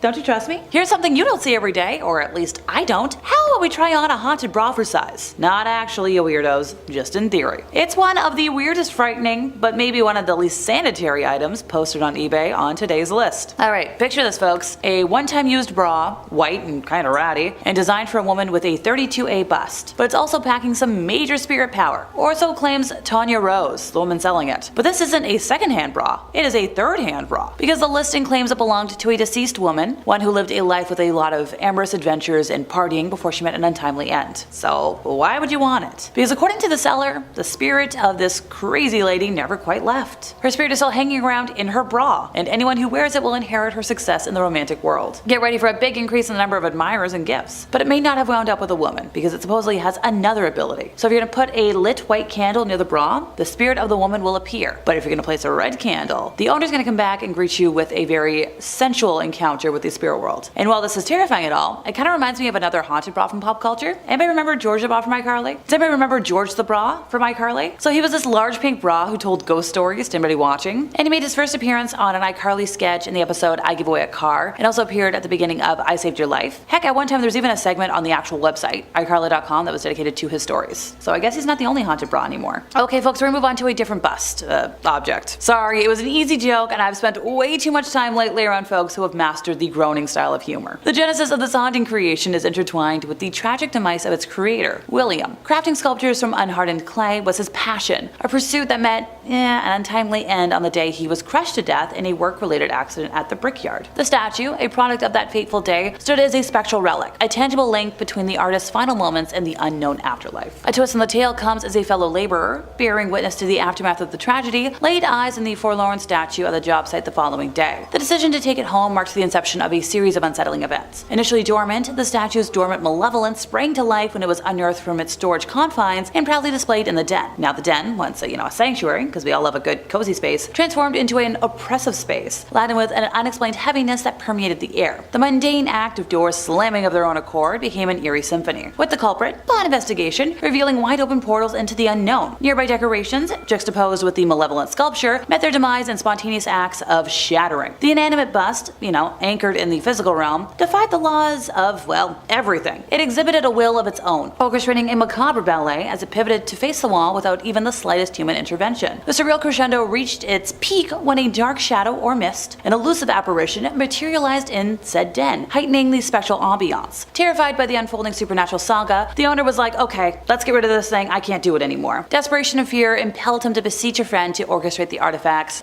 exodus from his life, if you will. The friend, perhaps understanding the gravity of the situation, turned to eBay. I feel like Christian Borle when I say that. Thrusting the haunted statue into the labyrinthine corridors of online auctions, leaving its paranormal legacy for a new, unwitting custodian to unravel. And people wonder why young folks aren't buying random art to display in their homes anymore. Seriously. Alrighty everybody, we're gonna end today with some of my favorite haunted items in the whole wide world, haunted dolls. Since they're sadly a bit of a cliche, I figured it was best to save them until the end of our time, so I didn't risk anybody getting bored right off the bat, and so I wouldn't be tempted to turn today into a top 5 scary dolls for sale. Granted, I might still do that, to be determined. The doll that mostly caught my attention today was this beautiful Anne of Green Gables doll. With her copper braids, dark green dress, straw hat, and porcelain skin, she'd fit in really nicely amongst my personal collection. But this doll, located in Windsor, Ontario, came with a picture of her supposed spirit. The description says, "This is not a joke, she is very active." Now, I already own a couple of demon dolls, so maybe I don't want to mess with too many spirits. The seller claims that the doll was purchased at a garage sale 20 years ago and has moved positions on its own. And it can be yours for a mere $60 plus shipping, which is a steal if you ask me. I was performing at an oddities market recently, and the haunted dolls at that event were going for a premium. Mostly because in a crowd like that, it's pretty easy to find out if the item in question is a fake. Oh, you don't believe me? Okay, well let's see. We've got this event. It was run by a world-renowned mind reader who owns one of the most spirited dolls I've ever been in the presence of. If you've heard of Walt, yeah, his owner. Another one of the vendors was an extremely experienced tarot reader who can call BS in an instant. And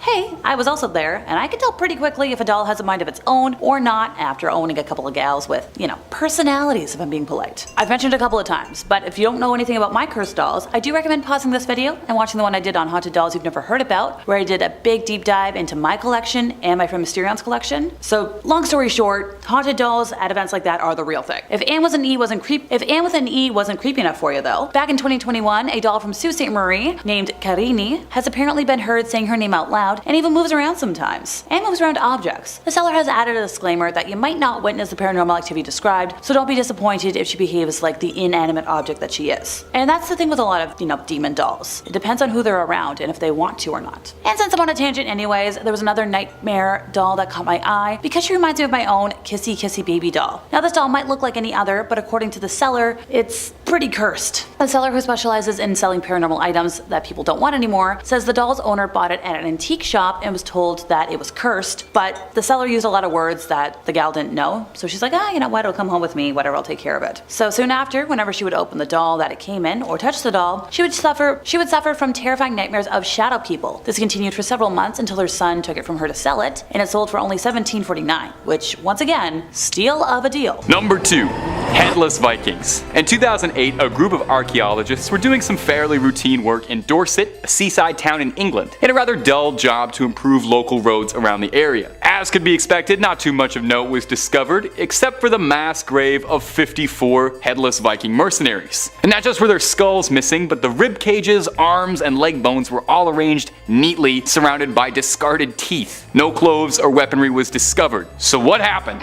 Because nothing my imagination is coming up with is conjuring anything good. Well, the bones revealed some fascinating finds, and I'll warn you now, by Odin's beard, they're all terrifying options. The teeth surrounding the grave were all filed down, but done neatly as if a craftsman had done it. Obviously, pre-Novocaine dental surgery wouldn't go down easy, so the process must have been excruciating, suggesting perhaps these men had it done to them out of some sort of punishment, or they did it to themselves to frighten their opponents and show them just how strong they were. Neither one of those options is particularly pleasant to consider. But now let's get spine chillin' with it. The archaeologists' prevailing theory about what happened to this big Nordic pile of bones is that looking at the wound patterns on the ribs and the torso bones were smart, surgical, precise blows, not matching with a rabid hack job you'd expect from a brawl. The archaeologists suggested that the Vikings weren't slain in battle, but rather offered up perhaps to some sort of strange, sadistic ritual, or perhaps a mass execution. It would explain why the men had no gear with them as well. The large number of bodies and intense cruelty of it suggests that there wasn't any trained executioners, leading to the prevailing theory that it's a dark, dark ritual. Number 1. Bog people. Name one good thing that's ever been found in a bog. Need some help? There's never been one. For peat farmers in northern Europe, it's a thankless life, working in wet, muddy bogs and occasionally finding leathery preserved bog mummies. Due to the low temperatures, lack of oxygen, and high acidity of bogs, bodies found there are preserved disturbingly well. Well, preserved is a bit of a misnomer. They're twisted and rived, but they're intact, sort of. It's hard to think of these as preserved well because they look like the scariest things you've ever seen, but the process is weirdly fascinating if you're interested in looking up something disgusting. This happens all over northwestern Europe, with no one specific case to point to. It happens all over Ireland, Germany, Great Britain, the Netherlands, and so on. The bodies range from anywhere as old as 8,000 years old preserved to the most recent appearing to have been from the early turn of our century. Now, no one really has any idea how many of these bog bodies could be out there, and no one really knows how the unfortunate bog victims ended up in their final muddy resting spot. Some of them could possibly have just been unlucky souls who found themselves lost and fell in. But another prevailing theory is that Roman Iron Age people in northern Europe sacrificed people to the bogs, which sounds too dark to be real, but apparently is. They would also offer people as sacrifice or as punishment for their perceived social imperfections, which, may I just say, I am very glad this practice isn't commonplace, because I would be cast into the bogs faster than you could say peat deposit. Number 5 on this list is a cannon. Hong Kong is pretty much surrounded by water. Their entire culture is very connected to the water with fishing and boats.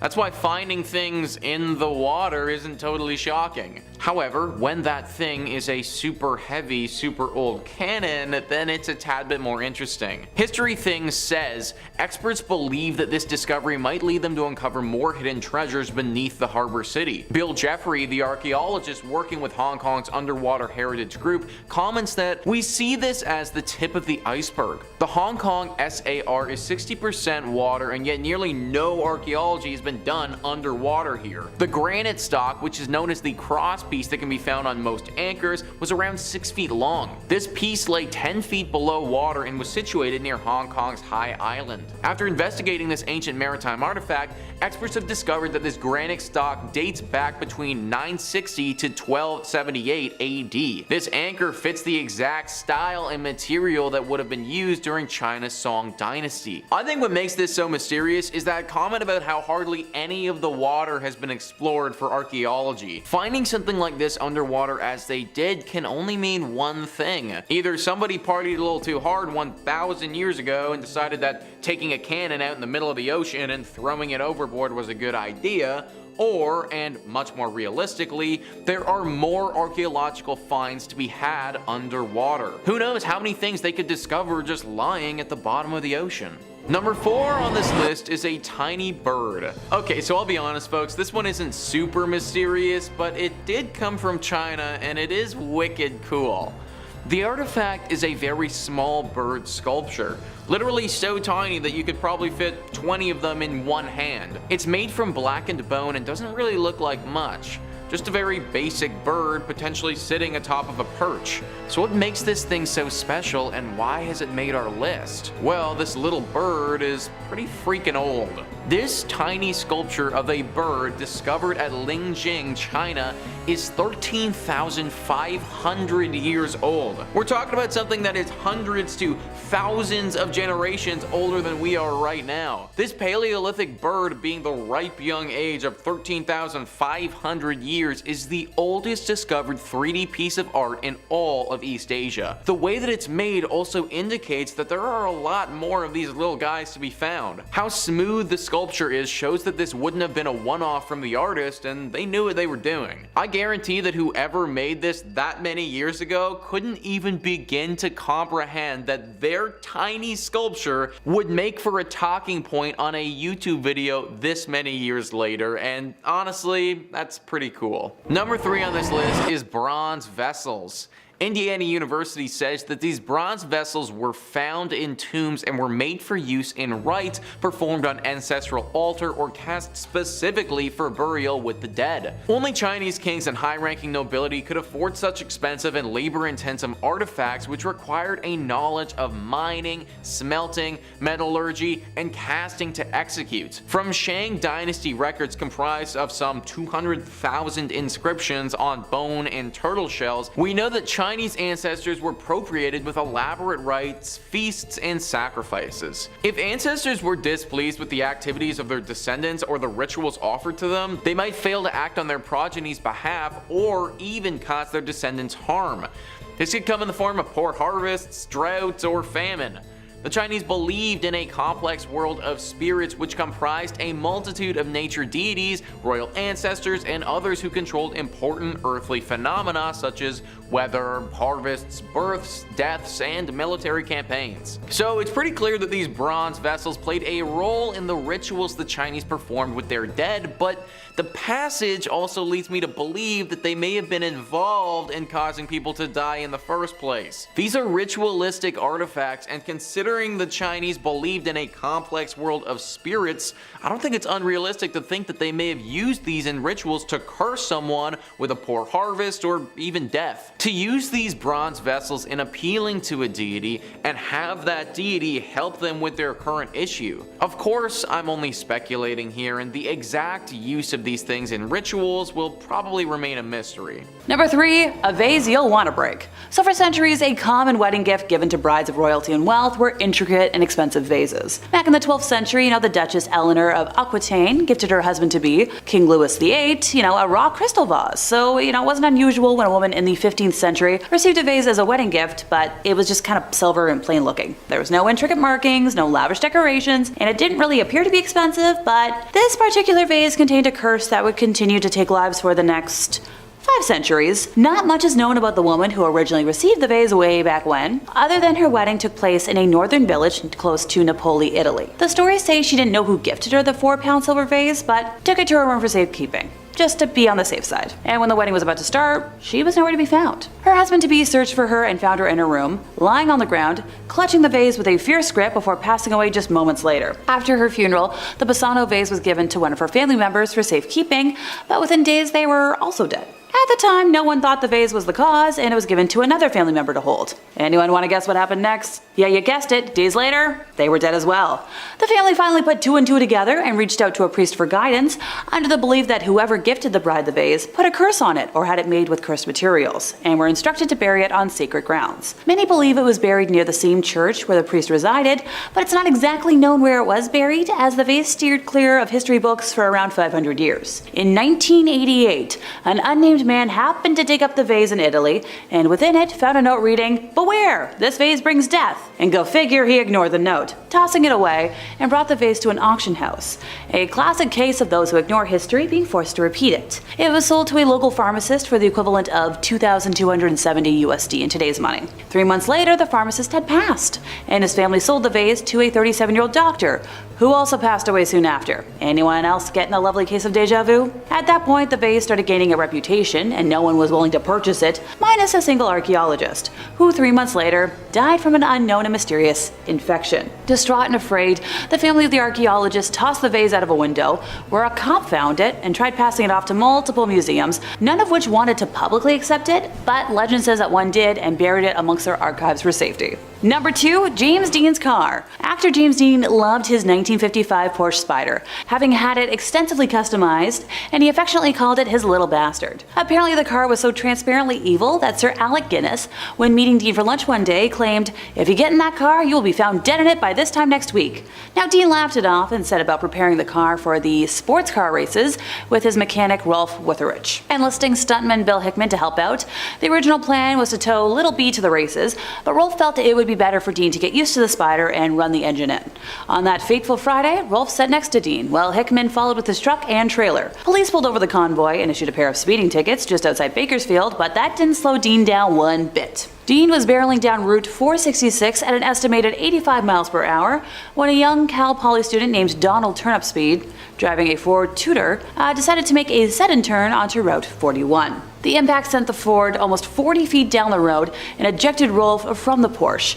Dean was pronounced dead on arrival at the Paso Robles War Memorial Hospital at 6:20 p.m. But hey, the curse didn't stop there. When mechanics tried to repair the wrecked car, it fell on one of them, crushing both of his legs. Dr. William Eskridge bought the Porsche from a salvage yard in Burbank and proceeded to strip it for parts. He installed the Porsche's engine into his Lotus race car, then loaned the transmission and suspension parts to a fellow doctor and racer, Troy McHenry. Dr. William crashed the Lotus at the 1956 Pomona sports car races, surviving, but McHenry wasn't as lucky.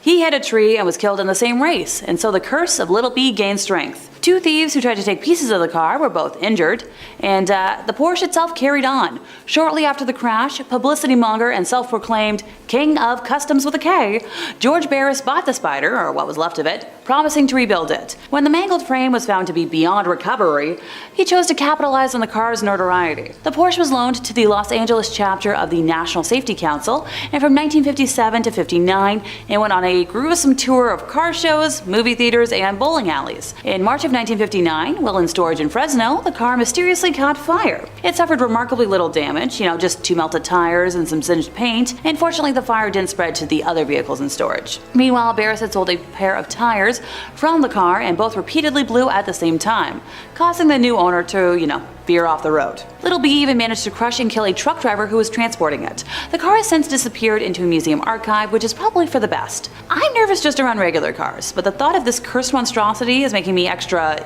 jittery. Or, that might be from the second energy drink I had a moment ago.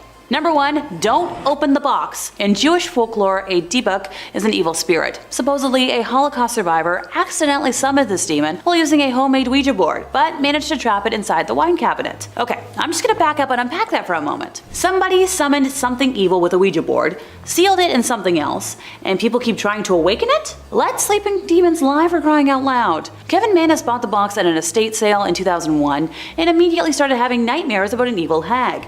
Ditto for the friends who were staying with him. Now, he gave the box to his mother, who suffered a stroke on the same day. The box's later owners have also claimed that the spirit within has appeared in their nightmares as well. The last owner was Jason Haxton, director of the Museum of Osteopathic Medicine, who not only had nightmares, but developed a strange skin disease and began coughing up red fluid. Now, at that point, he contacted his local rabbis, sealed the demon back in the box, and then hid it from the world with help from a museum archivist friend. I don't think I ever want a behind-the-scenes tour of a museum. Number 2. Ed and Lorraine Lorraine's Occult Museum. Now, it's hard to talk about a list of cursed museums full of the devil's objects without mentioning the Warrens' legendary Museum of the Paranormal. It almost goes without saying. It's probably one of the most famous haunted collections on the globe. Ed and Lorraine were storied demonologists, and the chances are extremely good. If you've even seen 2 videos by us, you've probably heard about them a million times. But it's still one of the coolest museums of cursed objects on the planet and is packed to the gills. It would be just wrong to leave it out of this list. Although the pair have since passed a while ago, the museum is now upheld by their son-in-law, Tony Spera, who carries on the mantle for them. The museum sits in a large shed just outside the Warrens' former property. I guess it's best to keep the evil close to home. The museum houses all sorts of dark souvenirs from the Warrens' storied past and is a veritable who's who for Conjuring and Warren fans. You can get a chance to get up close and personal with the real Annabelle, snap a selfie with her if you dare, or take a look at the cursed shadow doll made of real human teeth and bird feathers, or perhaps a satanic idol retrieved from the woods that caused Lorraine to become violently ill when brought in. If the Warrens were on the case, then they've brought something back sitting on that shelf. Mr. Spera blesses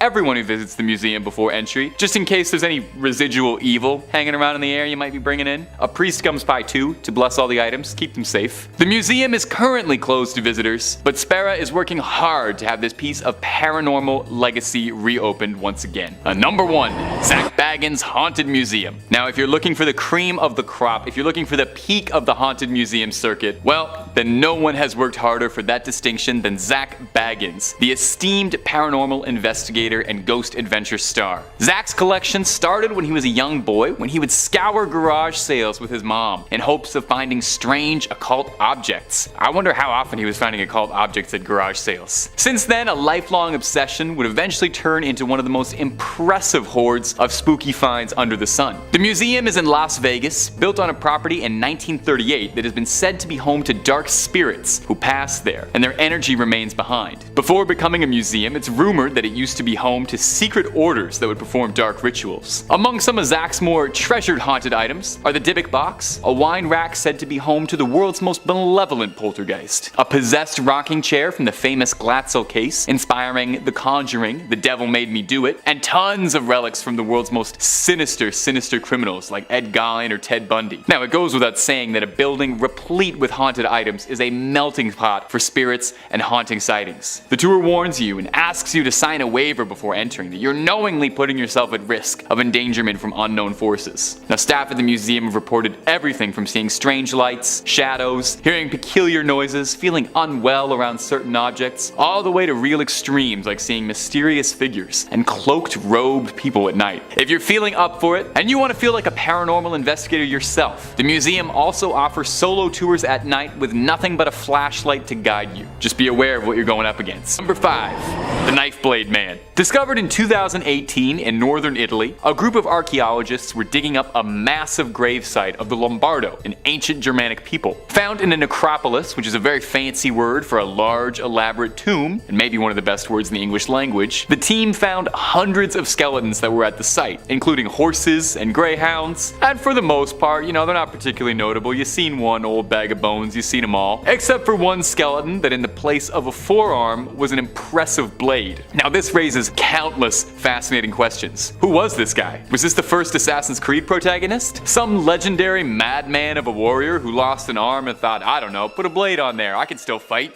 Well, the Lombardo people placed a great emphasis on war and combat in their culture, so it is possible. The researchers noted that there was a clear dated buckle around his arm, and pressure on the bones of his arm showed that it was an intentional prosthetic, right down to the wear and tear on his teeth, suggesting he tightened the straps for his hidden blade with his teeth. Most of the other skeletons found in the necropolis all had blades buried with them at their sides, perhaps ritually out of honor, but this unique specimen had it grafted onto his arm like he's history's first cyborg or Baraka from Mortal Kombat. To be able to not only survive an amputation, pre-antibiotics and modern medicine is already impressive. And hey, if you're always looking to learn something from knife arm skeletons, then toss a subscribe our way. Top 5 Scaries always got a couple scary videos for you every day. Let's keep on creeping on. Number 4, the hanging coffins. We're going up to China for our next one, specifically Hubei, China. There's a cave there that the locals call the Cave of the Fairies, and you've probably already realized that there's gonna be a dark secret involved with the Cave of Fairies. We never talk about anything nice here. It was said that the mythical creatures were supposed to live in the cave, but those who explored it inside found that there wasn't much of anything living at all, instead finding something deeply disturbing. Rows and rows of coffins, some hanging from ropes, some jammed, wedged between the rocks of the cave.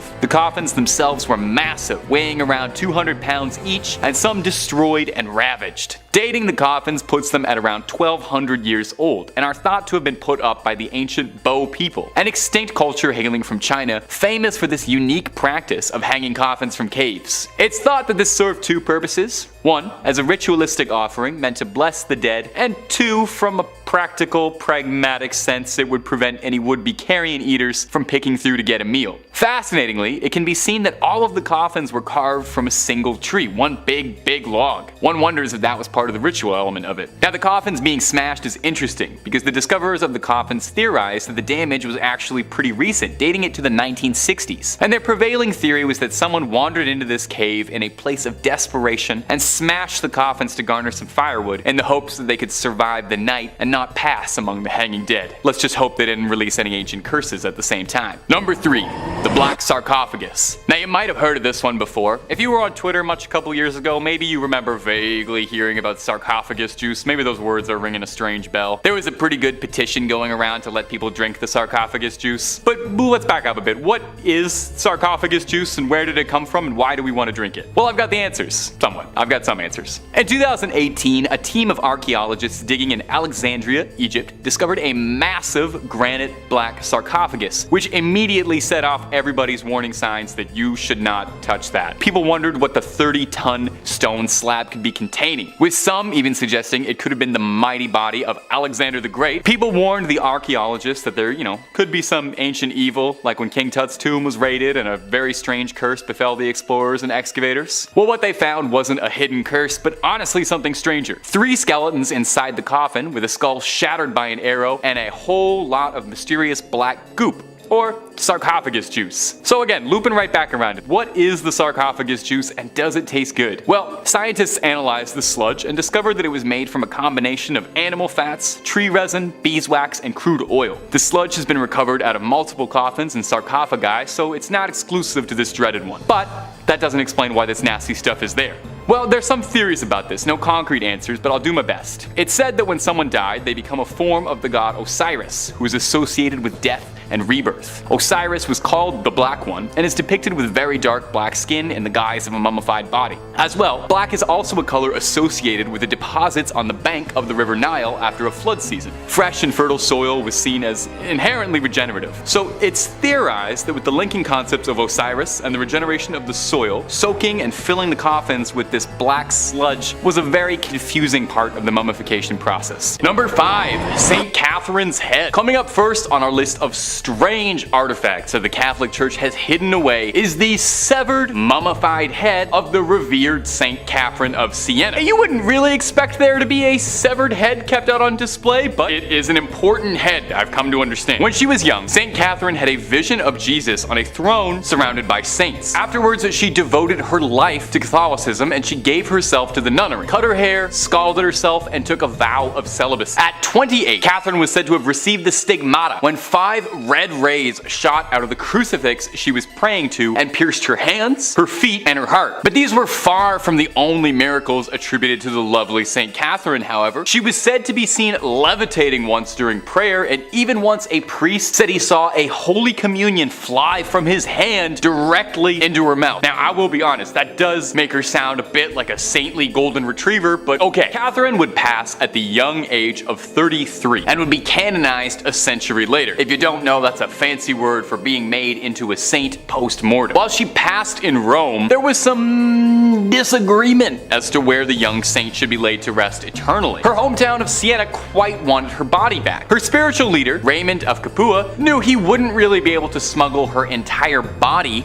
past guards in Rome, so he elected to just take her head in a bag, which normally would be terrifying behavior, but it's good here. The story goes that when the guards intercepted Raymond, he prayed to Catherine, and when they looked inside his sack, they found naught but a collection of rose petals and not a severed head. Her final miracle. Now the head was placed in a reliquary. That's a difficult word to say, especially on a teleprompter. The head was placed in a reliquary where it still remains today, and you can go and pray to it, and I promise it's not gonna blink or anything at you, even though it looks like it just might. And if you're looking for way more stories of creepy relics locked away, haunted object, cursed things, cryptids, conspiracies, aliens, the whole scary 9 yards, Top 5 Scary has all of that and then some. So hit that little bell, hit subscribe, and make sure you do not miss a single thing. Do it after this video, okay? We got way more creepy things locked away coming up for you right now. Number 4, the Grand Grimoire. Our next entry has been formally referred to as the Gospel of Satan, and is said to be a cursed book whose knowledge had to be sealed away to protect humanity. So this might be the most deadly book ever published after Hop on Pop. The Grand Grimoire, who is said to have been penned by a priest in the 16th century, who was possessed by a litany of demons who compelled the man to put their knowledge to paper. Acting as a scribe for these demons, the man wrote everything they knew about dark incantations, spells, instructions on how to cast rituals, ways to bind a demon to you, to make it your little minion and do your bidding. Wait, a demon gave instructions on how it wants to be bound to a human? To serve humans? Freaky little demon. That's not all too. There is a step-by-step recipe for a little necromancy if you're down to dabble in some dark arts and make some bones dance to your rhythm. The book really covers all the fun stuff you have been told not to do. It's not just brimstone and hellfire neither. There's rituals to help manipulate luck, how to conduct a seance, and I actually think this is adorable. There's even ways to make people love you in there. But dating tip from old Tay, if you need a demon's help to make them like you, it might not be the strongest relationship. So just a heads up. Now if all of this is sounding super appealing, and I don't blame you, I played a necromancer in Skyrim, I want to make the bones raise, just know that this book is considered high treason. Even so much as cracking the spine is considered equivalent to selling your soul. So, you know, maybe hold off on that Amazon order for a bit. Also, I'm pretty sure the copy they're selling on Amazon is not the original, because due to the book's cursed reputation, the original copy is said to be locked away in the Vatican's secret archives, and I'm sorry, but no matter how many times you ask, they're not gonna let you look at it, even if you swear you're just taking a little peek just to look at the illustrations and maybe the dedications. They're gonna keep it locked up. I know. Number 3, Hyacinth of Caesarea. Our next entry is the bones of Hyacinth of Caesarea, another Catholic mummy. I'm starting to think there's more Catholic mummies than there were Egyptian ones.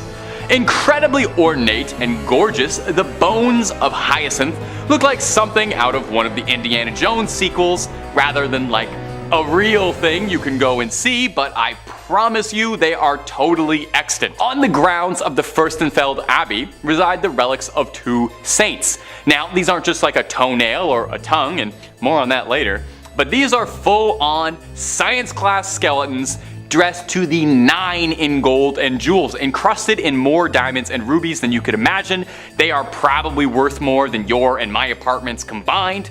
Old Hyacinth, Hisey, as he liked to be called by his friends, was an obscure martyr from the early days of Christianity, slain by the Romans for his faith. We know precious little about him today, but we know that his name appears in a list of martyrs from the 4th century, which suggests that he used to be pretty important, and he was popular enough to write his name down on a list, much like what I'm doing right now. Look at how history repeats itself like that. Isn't that fascinating? Now, Hyacinth's skeleton showed up at the Church of the Assumption in, I'm gonna excuse the pronunciation here, Fürstenfeldbruck near Munich at an unknown date. Did somebody just dropped him off? Somebody just dumped a bag of bones on the front step like he's a baby you're giving up for adoption at the fire station? No more questions. The church was sacked by the Swedish army in the 17th century, and when it was rebuilt, they really went all out with the decor, going over the top, a little baroque, including a skeleton decked out in bling, looking like he is about to take over the skeleton rap scene. So that's Hyacinth, largely not remembered in life for any particular reason beyond being slain for his religion, and remembered forever as a ludicrously swagged out skeleton. We can all only hope for similar legacies as dear sweet Hyacinth. Number 2, the tongue of Saint Padilla.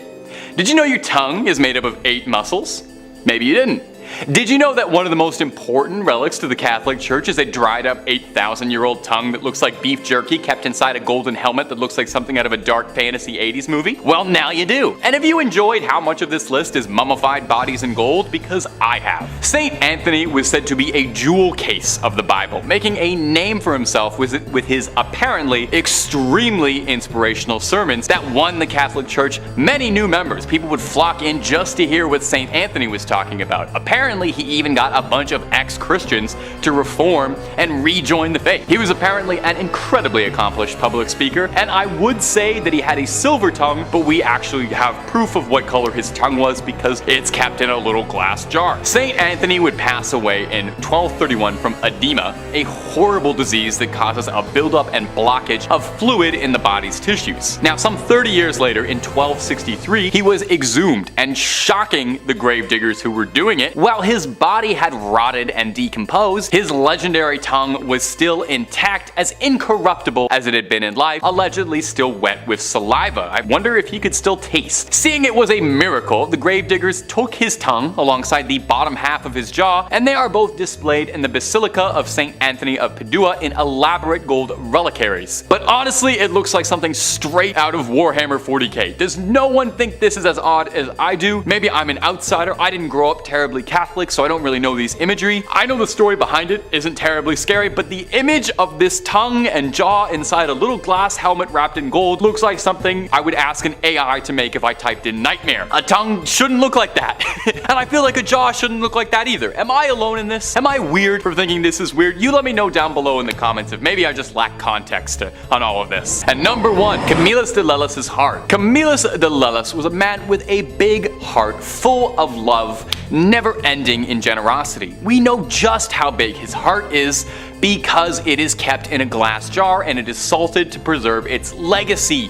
Camillus started out pretty humble, born in 16th century Naples. He would later become a soldier until a brutal gambling problem would end up overtaking his life, leaving him in rags, driving a donkey cart, but he knew that a far better life was out there. Eventually, he was urged by a friar to explore the lighter side of his soul, and eventually someone was able to pierce his heart, both figuratively and later literally, and persuaded him into seeking divine retribution. Camillus would devote his life to providing for the ailing, but tragically, and perhaps unsurprisingly if you spent all your time around sick people before modern medicine, a lifetime of caring for the sick led to him also becoming gravely ill, soaking up a litany of ailments, including a sore in his leg for 46 years, a rupture for 38 years, 2 callous sores in the sole of a foot, violent nephritic colics, intense kidney pain, and for a long time, a loss of appetite. Now, all of these things, working in tandem, would eventually claim Camillus, a man who gave his life to healing the sick. So post-mortem, he was canonized and thought of as the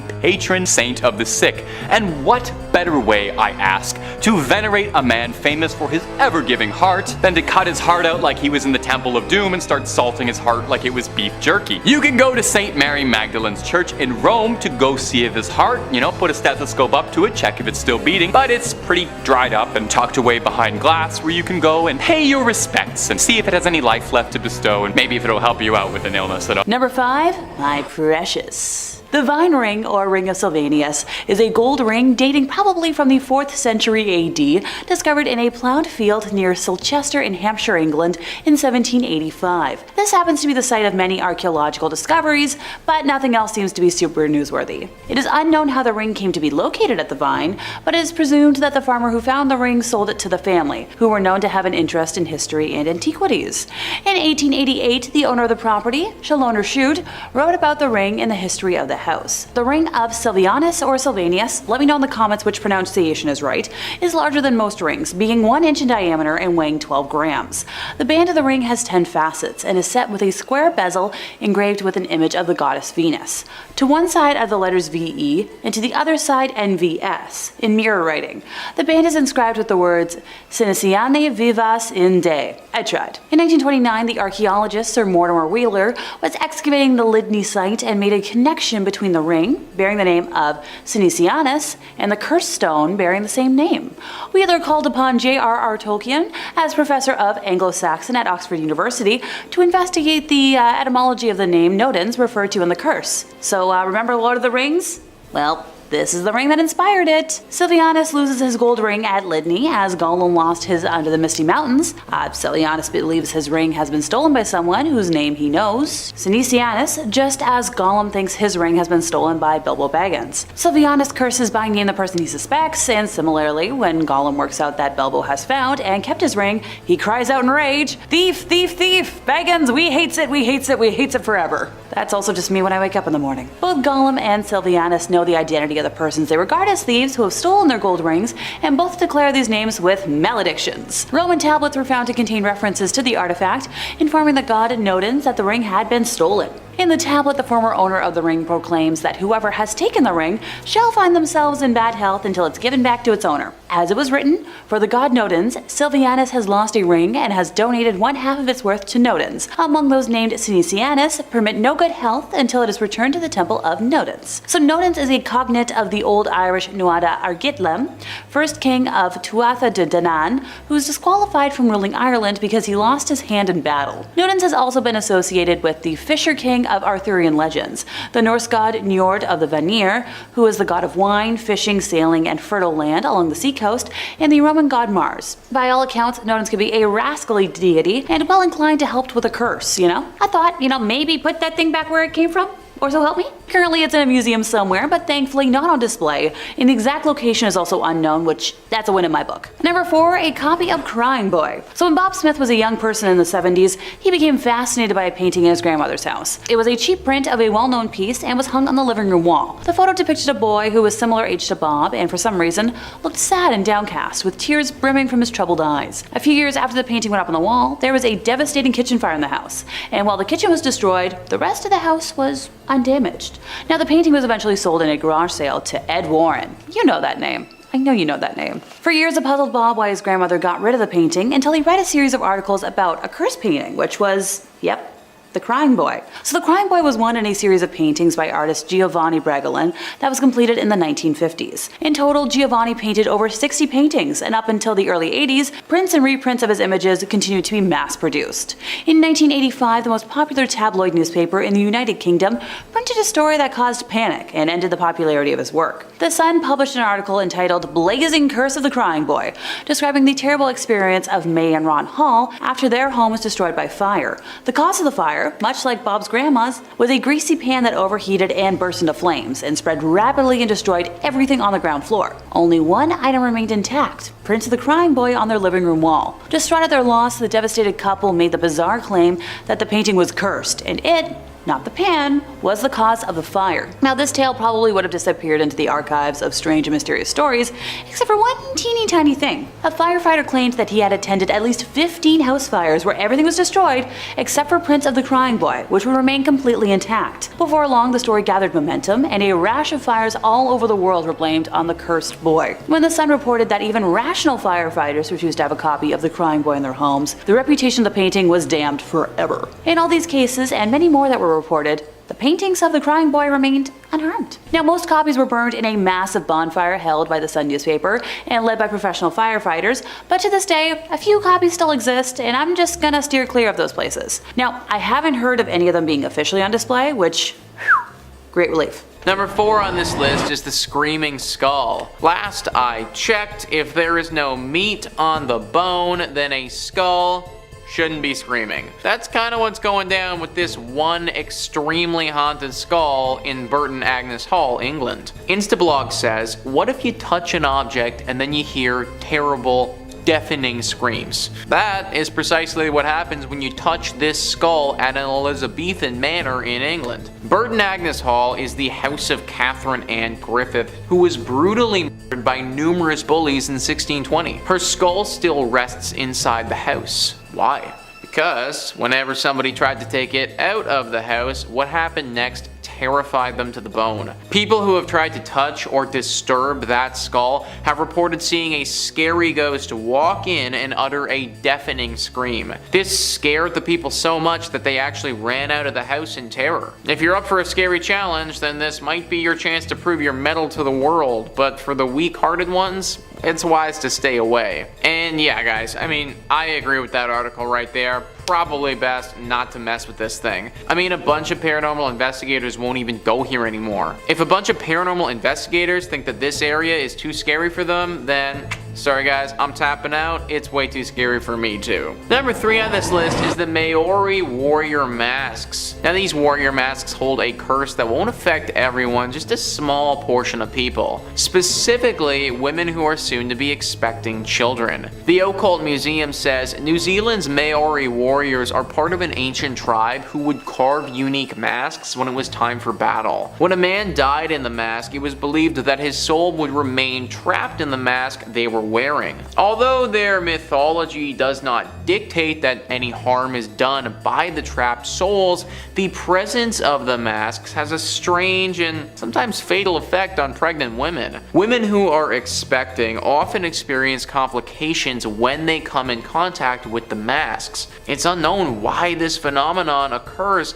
but the museum that holds the remaining masks posts a warning that pregnant women should stay away. The literal museum is out here warning pregnant women not to come. That's how you know that this thing's seriously dangerous. Like whenever a business or enterprise does something that's actually gonna lose them money, that's when you have my attention. Considering they just lost an entire demographic of people, I'm now listening and buying into this curse. The paranormal investigators who aren't pregnant have taken a look at this, and they're having a hard time getting to the bottom of it. Some people have suggested that the Maori tribe thought that pregnant women were taboo, but that also doesn't really make any sense, because then how would they have repopulated their tribe? Regardless of why it is the way that it is, just know that if you are expecting, that's not the right time to take a look at these masks. Number 2 on this list is the Surrey ghost car. So this is a weird one and definitely something that paranormal investigators are a bit spooked by. List 25 says crashes are common on the A3 highway in England, so it looked like a routine matter when police in Surrey received calls that a car had veered off the A3 with its headlights blazing. But when officers went to investigate, they found no signs of the reported vehicle. However, a further search revealed chilling results. Just 60 feet from the reported crash scene, and buried in twisted undergrowth, was the remains of a wrecked car containing a decomposing body of a young man who, as the police estimated, had crashed there 5 months earlier. Therefore, what the witnesses reported might have been a ghostly apparition of the original car. Now, how on earth does that make any sense at all? You know what, let me answer that for you. It doesn't. First off, how did no one notice this car earlier? And then, what was that ghostly apparition that had a car veer off the road? Paranormal investigators are all scared of this one because who knows what type of effect this ghost car could have on your vehicle. And finally, number 1 on this list is the cursed mirror. This mirror isn't just cursed with a bad reflection, it's gonna show you something a lot worse than just you with a little bedhead or something. Instablog says, if you've seen Oculus, then chances are already you're scared of mirrors. And let's not even go back to the time when Bloody Mary was a whole thing. But if these creepy images of mirrors in the horror genre weren't enough, here's a real object which is most likely cursed. In St. Francisville, Louisiana, there's a plantation house which is one of the most haunted houses in America. Inside the house is this mirror, a cursed mirror. Legend goes that the plantation slave brutally killed the owner of the house, named Sarah Woodruff, and her daughters inside the house. Ever since then, they remain trapped inside the mirror. Visitors often report sights of handprints on the mirror, along with some unexplainable strange marks. And the classic haunting is also rumored, figures dressed in white, old-fashioned attire, visible on the other side of the mirror. Some people who have been exposed to this mirror for longer than they should say that these figures in white follow them around too, that they've even seen them appear in other mirrors outside of the plantation, and 1 or 2 of them have talked about how they've seen them outside of a mirror entirely, as if they were standing like right in front of them. It seems like the longer that you're exposed to this, the more of an impact the curse will have on you. Kind of like, I don't know, radiation poisoning or something like that, where the time you spend among the toxin, that's gonna hurt you more. Obviously, because of this, paranormal investigators don't want to spend too long investigating this mirror. A short stint doing some research probably won't hurt you, although it will definitely give you a scare considering you're gonna see the figures on the other side. But extended exposure is where the real danger lies with this cursed item. Number 5. The Traveling Museum of the Paranormal and the Occult. Owned by a couple, Dana and Greg Newkirk, who realized one day that they had a passion for the paranormal and a collection worth boasting about, they opened a museum with the intention of getting people to experience the paranormal as close as they could. The thinking being that we don't usually get to experience it up close, this museum provides a one-of-a-kind horror experience. Some of the gems of the collection include a piece of the real-life Amityville horror house, the infamous haunting, or how about the Catskills Crone, a terrifying hand-carved idol of a human with nails jammed into the eyes, allegedly tied to a supernatural entity called the Crone. The Restless painting, a cursed painting notorious for flinging itself across rooms, or if that's all not enough for you, perhaps the terrifying begging bowl, an ancient Tibetan offering made out of a human skull, designed for rituals where the offerer would feed the skull wine, bread, and blood in exchange to temper the raging spirits of demons for good fortune. Now, there's no question the Traveling Museum is one of the most unique collections on the planet, and lucky for you, it's always moving. But if you're looking for good scares, you don't need to travel anywhere, because you already know the best scares are coming to you twice a day, every day at Top 5 Scary. Stay subscribed and stay scared. Number 4. Zaffy's Museum of the Paranormal. Now, for most of us, we probably wouldn't think of mixing cursed items in with the decor. I wouldn't want to bring that dark energy home with me. I get enough bad vibes as it is. Well, for John Zaffis, he welcomes it with open arms. What kind of person would want to do that? Well, if I told you that Zaffis was the nephew of Ed and Lorraine Warren, would it make a bit more sense? Feeling inspired by his aunt and uncle, Zaffis too became a collector of the paranormal and an investigator of the unknown. Must run in the family. He worked alongside his aunt and uncle on several of their cases where he was tutored by them in the ways of the paranormal, leading him to become a respected hunter in his own right. Following in their footsteps, he opened his own museum of his own demonic relics. His collection includes souvenirs from the cases he's worked on in the past, much like his relatives. Some highlights of the collection include a black cast iron human skull that was discovered inside an unnamed political family's house, a black idol that was used for satanic rituals, a sword that was apparently used to conjure black magic, and a whole lot more. Now don't worry, everything Zaffy's taken in is safe, it's been cleansed, and he's very careful with his vetting process. Apparently anything too cursed for him to feel safe bringing into the museum, he throws into a body of water. So just be careful swimming around the museum, I suppose. Now the museum is currently closed, but Zaffis is searching for a new location to open up again soon. Hopefully somewhere with some nice thick walls. Keep all that evil energy in check. Number 3. The Museum of Death. Well, that's a cheery name, isn't it? You have to imagine with a name like the Museum of Death, there's something suspicious going on. Nope, not particularly. It's owned by a very cheery couple who built it in 1995 in the city's first mortuary. Their intended mission is to make people happy to be alive, which actually is very terrifying and ominous in a sort of Jigsaw, cherish your life sort of way. It's intended as a commemoration of life, just with a heavy focus on the last stage of life. It serves as a grim look at death, although the owners insist they don't want to scare anyone, but they're not trying to sanitize death either. Instead, they choose to show the reality of it, all the grisly details and all. As such, the museum is a site of controversy for quite some time, as some people find the exhibits a bit extreme. Some people go so far as to say it's tasteless, with footage of autopsies being shown and a collection of all sorts of relics from some of the evilest of evil criminals, Jeffrey Dahmer to name one. The museum boasts an impressive collection of bones, skulls, coffins, ancient morticians' tools and execution equipment, and all manner of macabre curios guaranteed to leave you feeling uneasy. Now, it should be noted, the museum is absolutely not at all for those with a squeamish stomach, and really should be reserved for those with a real dark interest in the dead.